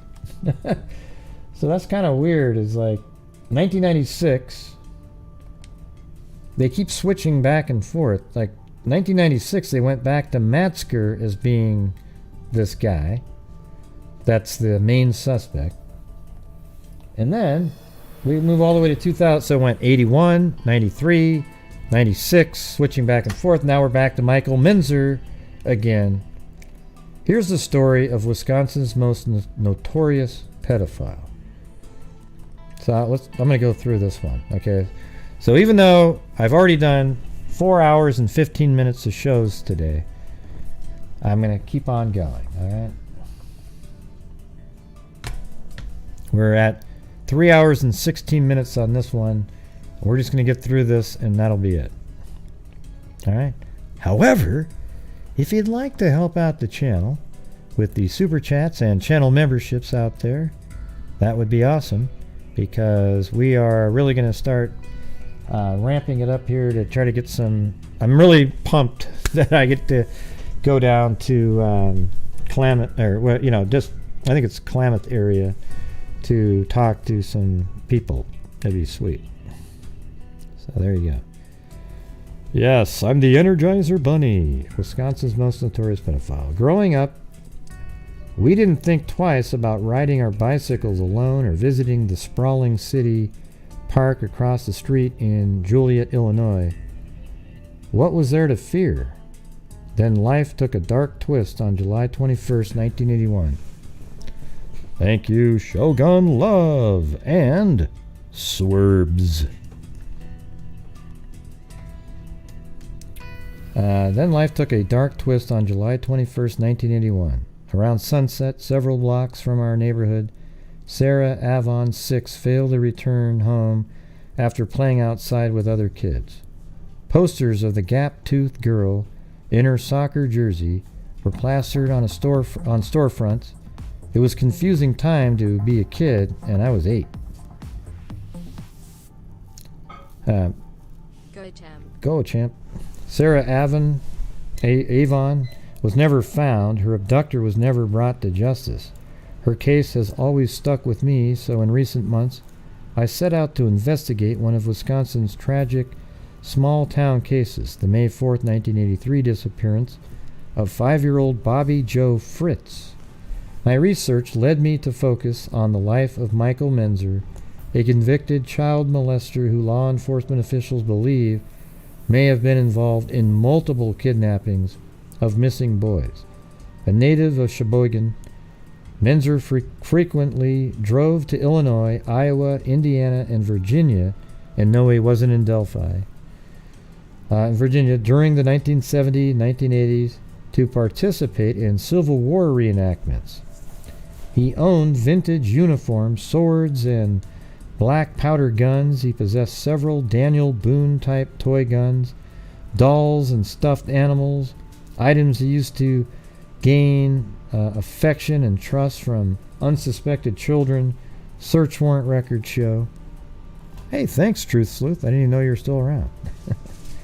How did your colonoscopy go, by the way? I got the play-by-play on that one.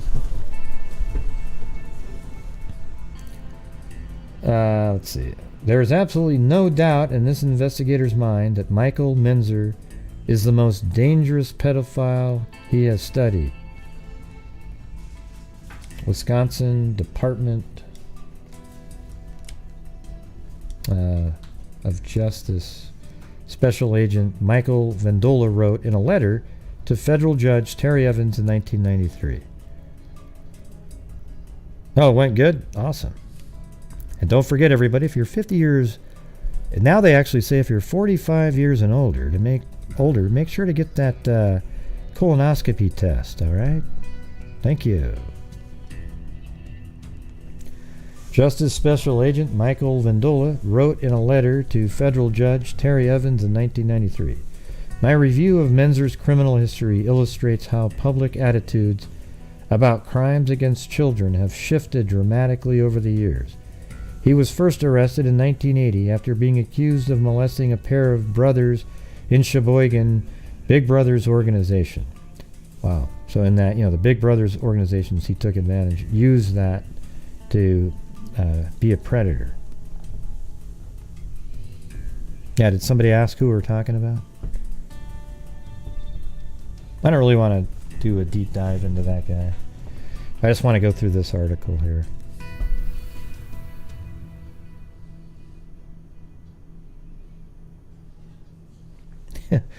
Yeah, let's see. Menzer was charged with 1 count of first degree. Where was I at? My review of Menzer's criminal history illustrates how public attitude about crimes against children have shifted dramatically over the years. He was first arrested in 1980 after being accused of molesting a pair of brothers in Sheboygan Big Brother organization. Menzer was charged with 1 count of first-degree sexual assault, but despite the serious nature of the offense, a judge released him on a signature bond, meaning Menzer remained free pending trial. Well, see, that judge is a pile of shit, okay? His arrest had consequences, though. Menzer was forced to resign as a middle school art teacher. He was removed from Big Brothers. The YMCA terminated his longtime boys swimming instructor, and wow, man, he was a swimming instructor. Yeah, and banned him from their facilities. Menzer's access to young boys around Sheboygan was being restricted, and he knew it. On October 25th, 1980, while Menzer was free on bond, and Sheboygan, that's in Wisconsin, right? Yeah. Wow, listen to this. On October 25th, 1980, while Menzer was free on bond, Brad Machette 10 vanished from his Riverwest neighborhood in Milwaukee hours after visiting a boys' club facility near his neighborhood in Milwaukee. On Halloween, Brad's body was discovered in a tall row of corn 38 miles from Sheboygan. Man, that's crazy right there. Man. So Metzger probably drove into town there. Let's see where Sheboygan. Okay.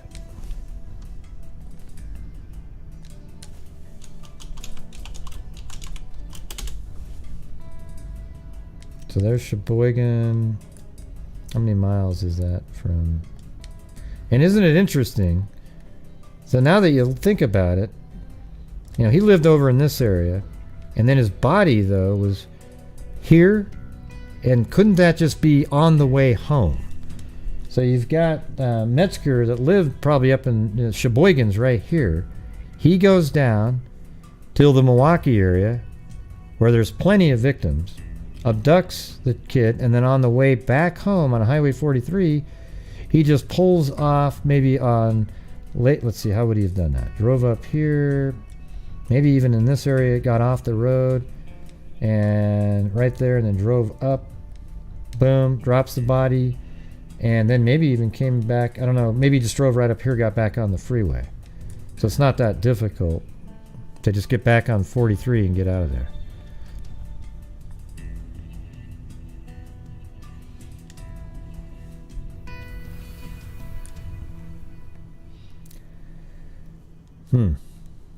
That's crazy.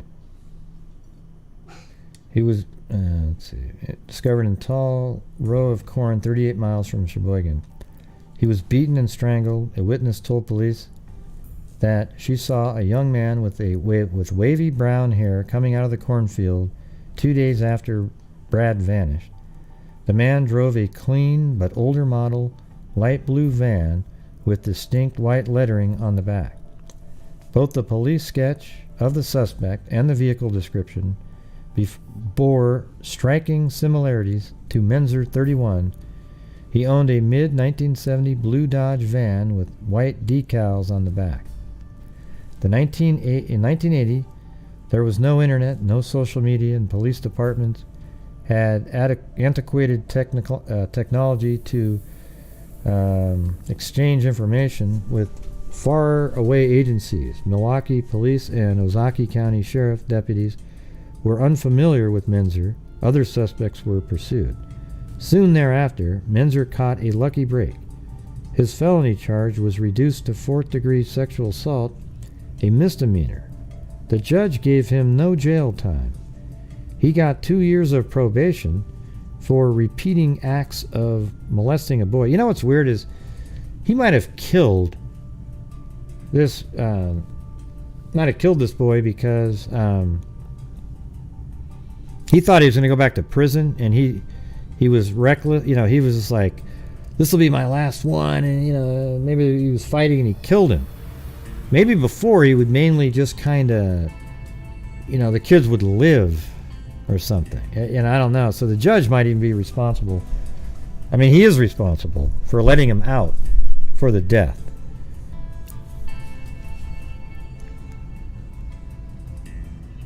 The judge gave him no jail time. He got 2 years of probation for repeated acts of molesting a boy.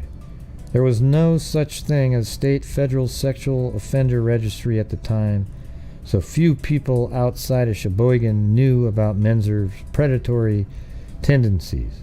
His sexual preference, Vendula later determined, was blonde-haired boys between the ages of 6 and 14.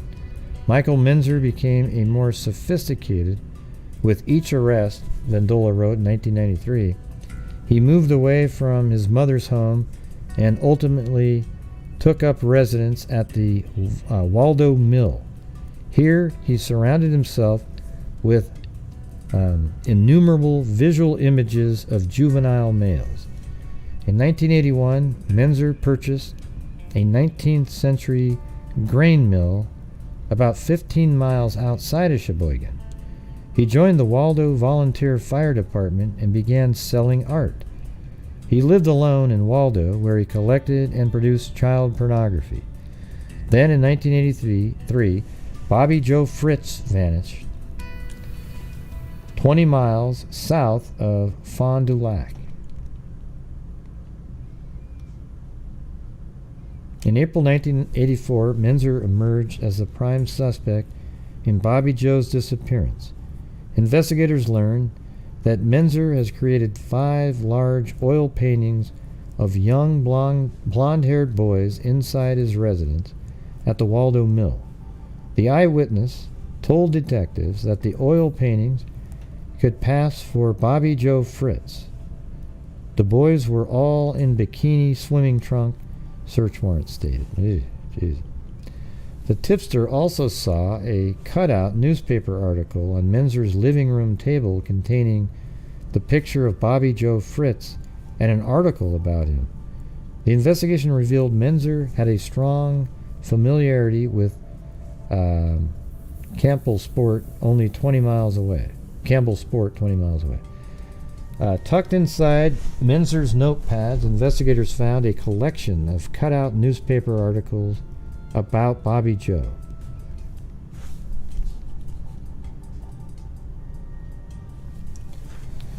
Criminal profilers believe that serial killers and pedophiles are fond of saving newspaper articles and other mementos of their crimes to relive their fantasies and maintain a sense of control over their victims.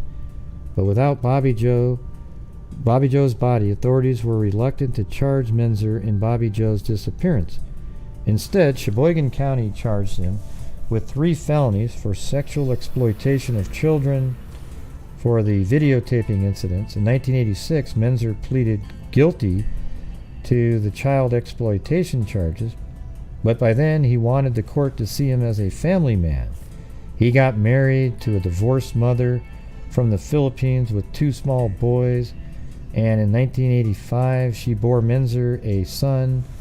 Menzer's sentencing judge in Sheboygan gave him 6 years of probation. He avoided incarceration. So, just like these serial killers pretend that they found religion, this guy found a family, and oh, poor guy. I tell you what, would 6 years of probation be good enough for you?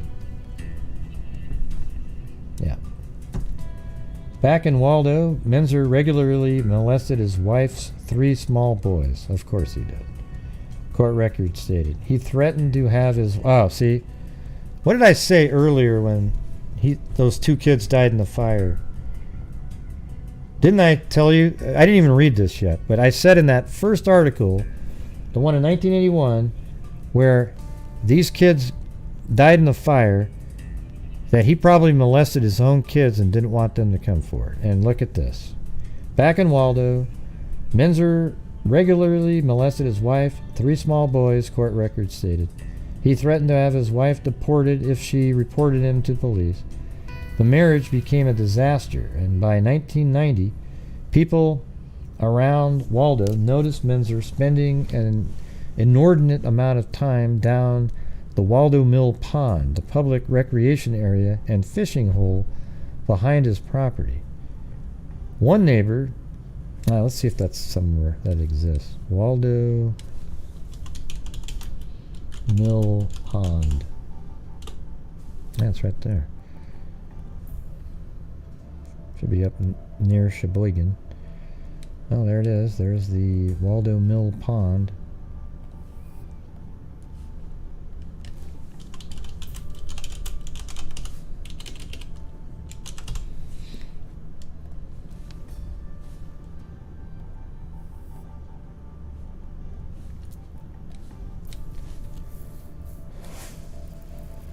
Wow, that's just crazy. One neighbor observed Menzer working near the dam, fishing pole. Let's see, 1990. Waldo noticed Menzer spending an inordinate amount of time down the Waldo Mill Pond, the public recreation area and fishing hole behind his property.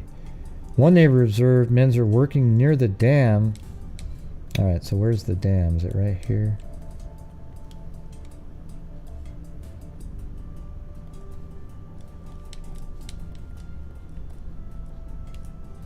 Alright, well did I look this guy up already?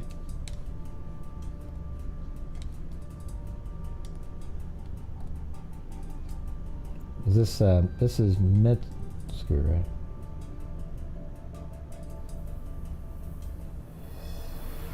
No, Menzer. No, it's Michael Menzer, okay. And Sheboygan, yeah, that's him.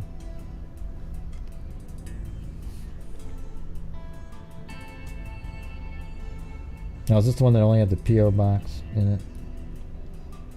No, that's got a couple of them. Alright, here we go.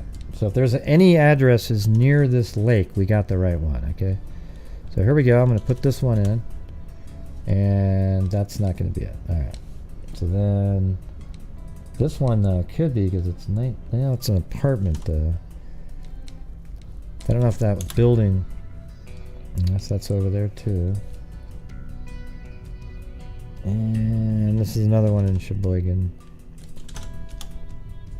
And that's back over there too. So I think that mill is what we were looking for. Somewhere around in here, but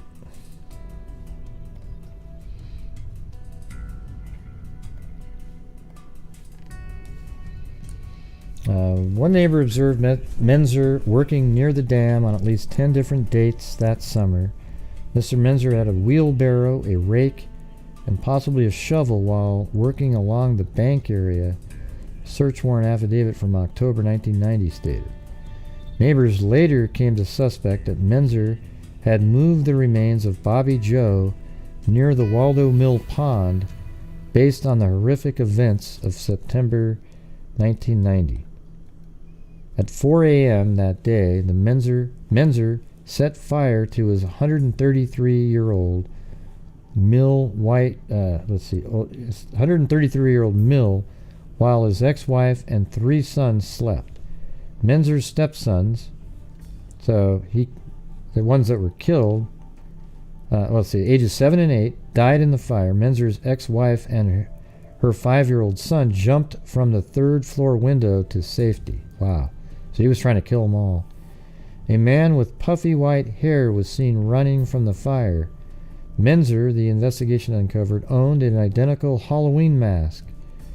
A mask that wasn't found amid the rubble. Wow. Jesus, what a spooky ass. Maybe I should look into this guy. With 2 dead kids on the property, authorities intensified their probe of Menzer for, wow, isn't that weird too? Because the body of Brad Machette was found on Halloween. God, I hope he didn't wear that damn mask when he got that kid. And when he got Brad Machette, wouldn't that be creepy as hell if he had done that? With 2 dead kids on the property, authorities intensified their probe of Menzer for Bobby Joe's disappearance, but no significant clues were turned up. For the first time, Menzer was mentioned as a prime suspect in the 1980s slaying of Milwaukee's Brad Machette. Authorities thought that some carpet fibers found on the slain boy's clothes matched the carpet taken from Menzer's family cabin in Elkhart Lake. Weeks later, a state crime lab analyst determined otherwise. The lab did not exclude Menzer as a suspect, but the results were a setback. But if Menzer thought he would continue to beat the justice system, he was wrong.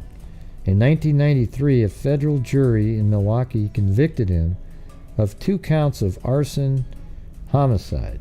Menzer, the court learned, had molested and sexually, because the mother and the son lived, so that means the mother and the son could tell the courts what he did. So that's why he was trying to kill them, because they knew, like, if she ever left him, she would have came forward and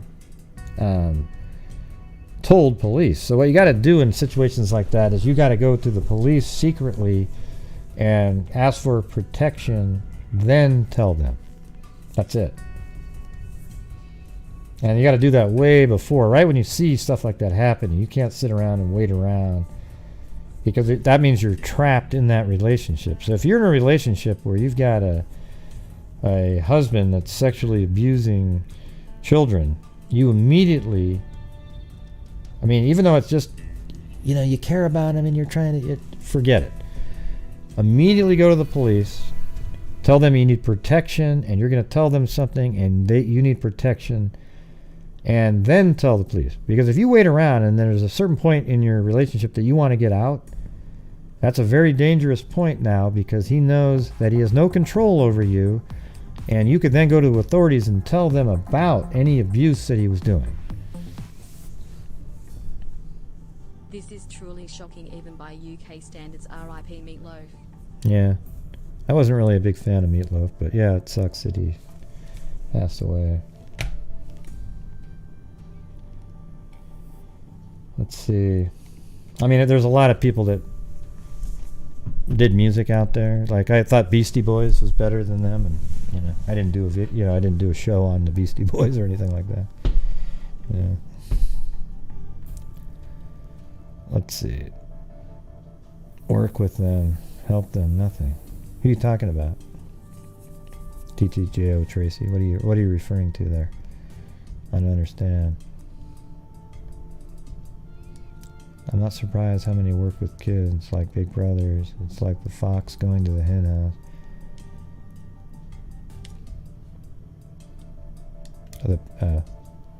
I see. Yeah, why would you ever want to work with a pedophile? It's like, I don't know, man. I think a pedophile should be, I don't know what maybe castrated would be a good term. Where they don't have sexual desires because they have no hormones. I think that's about the only option. I know, that I'm so mean, I know. In 1993, a federal jury in Milwaukee convicted him of 2 counts of arson homicide. Menzer, the court learned, had molested and sexually exploited at least 10 juvenile boys over several years. He received a 40-year prison sentence. In 2008, at the age of 59, Menzer died of cancer while in federal custody. I hope it was a really painful type that took a long time and it was a slow burn type of thing. Just how many children met their fate at the hands of Menzer? We don't know, and many never know, and we may never know. Perhaps modern technology, including DNA testing, can finally shed more light on Menzer's past. The family of Bobby Joe Fritz and Brad Machette deserve answers. Well, test those damn hair strands, okay? I might actually call over there and ask about that. You guys ever thought of testing those 4 hair strands that you've got? Because I know an organization that could do it.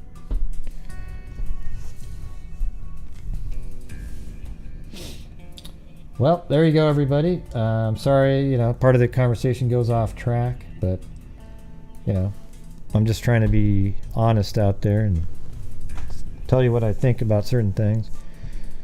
Doesn't mean that, you know, I could be totally wrong, you know. Maybe people should be able to compete in it, the sport that they identify with. I don't think so, though. I don't agree with it.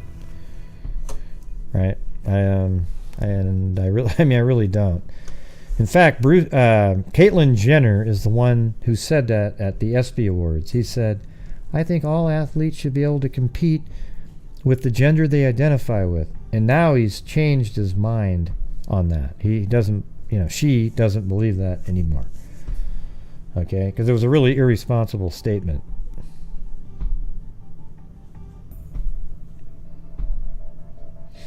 Well, thanks, the mayor.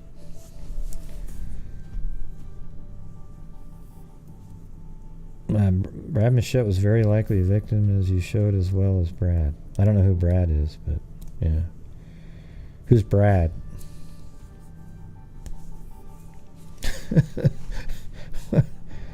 Oh, Brad Machette was very likely a victim, as you showed, as well as Brad. Yeah, I think he was a victim. Yeah, I get it now. I didn't know why the part at Brad is at the end again, but yeah, I agree with you.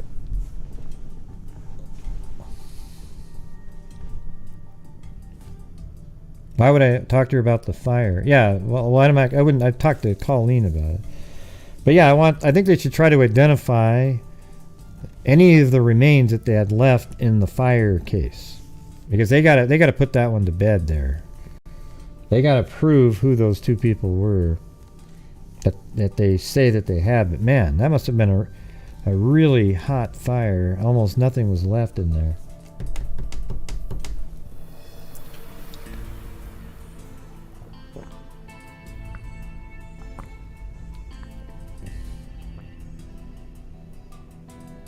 Yeah, that's okay. I know what you meant.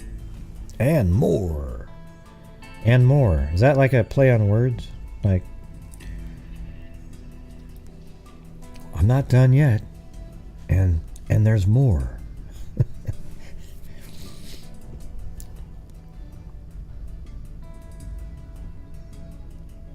Yeah, well, Misty's the genealogist, Darlene. So she might know about that too. I mean, she would know about it. Oh, man.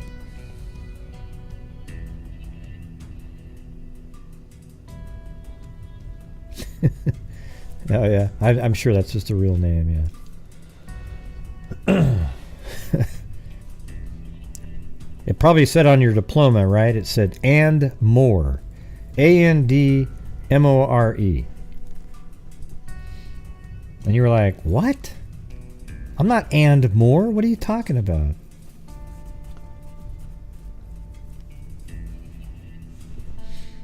Anyways, that was a long show, you guys. We're dwindling down, 173 people. Probably a really humdinger of a Summer Wells show going on right now. One of the best of all time. Yeah, I was saying that the other day. Think of all the cases that we could fund if we had 1,000 people watching that were all interested in helping out every night. Oh my God, it would be really crazy. So I feel bad that it sort of lies on, you know, the regulars, everyone that shows up all the time.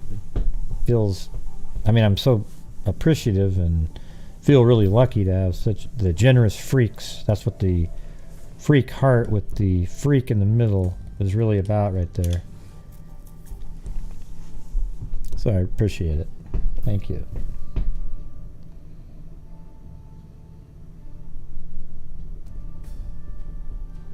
It's coming to an end? How's it coming to an end? There's no way that could be coming to an end. They just keep doing the same thing over and over and over and over and over and over. Yeah, it would be. Yeah. Yeah, I don't know, man.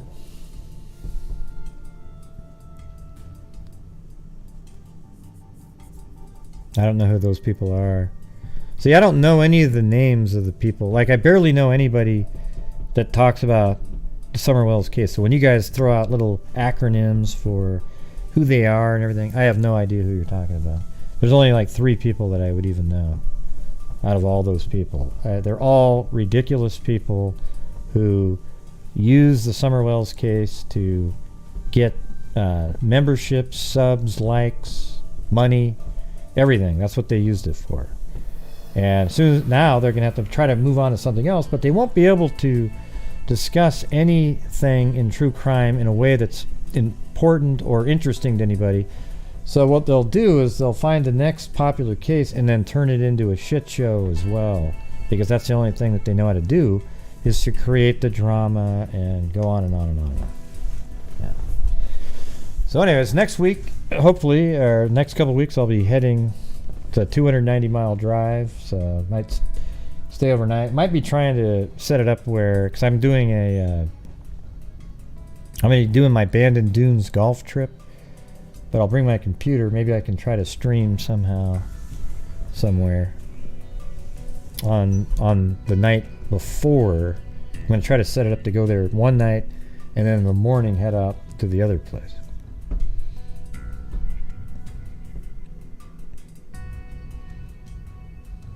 Yes, there's no information though. It's just the truth is, in the Summerwell case, this is the information we've got. Summerwells went missing from her property, and nobody knows where she is. There you go. Case closed, everybody. None of the other stuff is knowable. We don't know if any of the stuff that Candace said is true. We don't know if any of the stuff that Dawn has said is true. We don't know anything. We do know that, we do know that earlier in the day they were at a lake, but it's irrelevant because she made it home. But now the new super sleuths are coming back in with the new milk jug theories. Okay? Wow, that's right up there with the arm coming out of the garden. Brian Laundrie's arm coming out of the flower garden. Did you see how the mother walked up to the hand and, as if she was looking another direction, reached behind her and put one of those yummy Snickers into his hand as it reached up? And then notice that thing how it quickly went back in there? Yes, right there. Now here's what I'd like every one of you to do. I'd like you all to go home, take a gallon of milk out of the refrigerator, and stick it next to your head, and you tell me how long it takes for you to die from hypothermia. Okay. All right.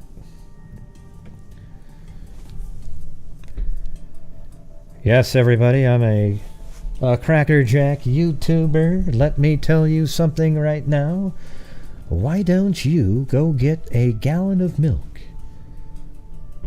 Seriously, try it, everybody. I know try it, everybody. Get that gallon of milk and lay your face next to it.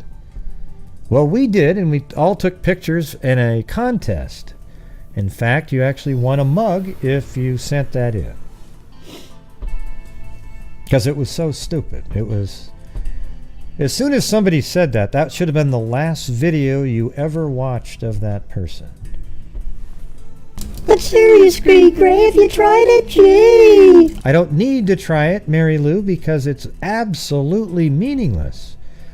Alright? Maybe it was really hot in the car and it felt good to sit next to a milk jug. Who the hell knows? Well, that's a good point, Gray. Yeah, forget it. Yeah, right, exactly.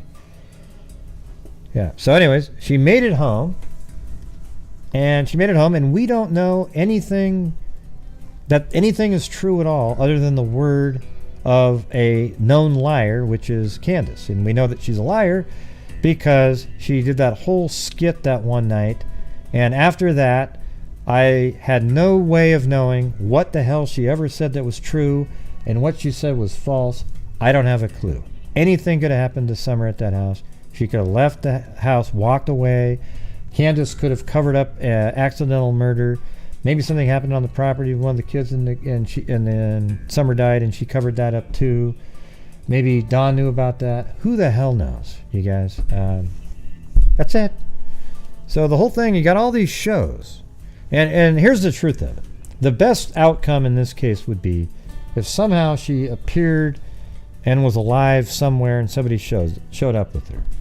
The second best outcome, if she's not alive, would be that she wandered away from the property and fell into a hole or something that made her very hard to find, and then they found her. And you know what would be amazing about that? It would mean that every single bit, even including my theory that maybe she covered something up, would be completely bogus. Just absolutely wild shit. All the people with the bullhorn screaming at everybody. The wacko shit with the milk jugs. Oh, the secondary drowning bullshit that you hear all the time. All of that stuff would be completely bogus, and you'd be left with an accidental death after she walked away. Wouldn't that be incredible? Yeah. And that would just mean that all of these wackos out there accusing the family of this and that and the other thing. I just have a theory. I don't have a clue what. I mean, I put it like 40% maybe she covered something up. And then there's like 20% she was abducted by a predator. 30% she wandered off. And I mean, I don't have a clue, you guys. And I never have. I just had a theory that Candace could have covered up what happened, and basically the whole story that she told for the whole day is true, other than this 15 or 20 minute period of time where she put Summer's body, came back, and then started making phone calls. Okay? And maybe she even left her phone at the house when she did that. And all you'd have to do is just tell the story and leave out that little bit. And a lie is easy to be told when you tell the truth in most of it. And as a matter of fact, it could all have been true, except we all know that all the time at the house is absolutely suspect. We don't have a clue because it's all based on what she's telling us. And she already lied about that fake arrest that one night. And once she lied about that, I almost quit covering the case completely at that moment because I didn't trust anything she said ever again. And I think it had that same effect on a lot of different people. And that's it. She went missing. Nobody knows where the hell she is.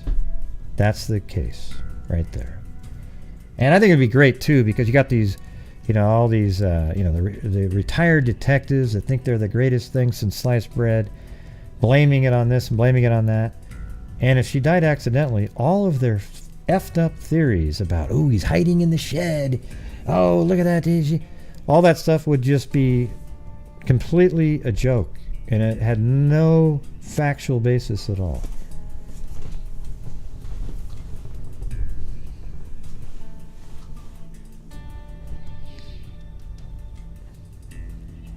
Yeah. Well, have them contact me. We'll start working on it. All right, guys. I'm going to get out of here now. It's been 4 hours, a 5-hour day on the channel. So I really appreciate it. Thank you to let's see. Let me go up to the very top up here. Thank you to I Hate Chocolate, Kit Kat, Tamara, Living It, as in living the dream. Claudia Neubauer, Jessica Schubach, Kathy Freidenmaker. I gotta say, Jessica Schubach. Claudia Neubauer. There we go. Kathy Freidenmaker. Mike S. Charisma. Claudia Neubauer. Lee D. Diamond Painting with Anxiety. Your Gypsy. It's a Crying Shame. No Place Like Home. Claudia Neubauer. Candalee Woodward Stone. Janet Lewis. And then we got welcome to Kevin Roach, new channel member. Peggy Day, LM, Tawny Lee, Billy the Mayor, Juliana, Lori Fisher, Quietly Frozen, Marty Glaviano, Eugenie, Ann Moore, Suzanne Marcella, Quietly Frozen, Lori Fisher, Sarita, Diamond Painting with Anxiety, Tony Egenoir, Lisa Wilkerson, Lisa Wilkerson again. Very cool, thank you. Darlene Brown, Swerves, Shogun Love, Truth Sleuth, Tawny Lee, and Mary Hayes. Thank you guys very much for being here and supporting the channel. Thank God for the earlier show. Yeah. So I hope you guys found that show interesting today. And if you were offended by some of the stuff I was saying, just get over it, okay? Because there was nothing offensive in it. It's just you wanting to be part of a bigger thing, okay? Because there's nothing offensive in any of it. It's reality and really logical kind of thinking stuff, all right? So thanks, everybody. We'll see you guys tomorrow. And as I always say, everybody, until next time, be safe out there. And a 2, and a 3, and a 4. What do you mean, Grant? And during this whole time, I have not seen one person that is a Crime dissector, the projector. I'm a certified human lie detector. Gonna get ya on a stretcher if you try and play me like an old projector. Crime sector. Hey, what the hell was that, Grant? You took my spot. That's a great was gonna give I was just another goofing around, lecture. man. Crime Jesus. collector, freak connector. And I'm always gonna be a pup protector, fool deflector, interceptor. And I'm meaner than a spectre with a vector. On his spectre, with all respect, y'all. Just remember, I've a temple fucking check ya. I have no agenda. Good night. I'm no pretender. Grant Davis. And I'll serve it to you straight without the blender. And in the end, I'm gonna send ya on a mission to reveal the true offender. Yeah, so I'll just get right back to it. All right, everybody. Thanks, everybody. We'll see you guys tomorrow. I wanted to say that, Grant. Gee. What the heck was that? That sounded like not real, the way you said that one. Gee. That still sounded a little bit bogus. Okay, forget it, Grant. Jeez. Good night. Okay, Mary Lou. Gee. Gee. See you tomorrow. Be safe out there.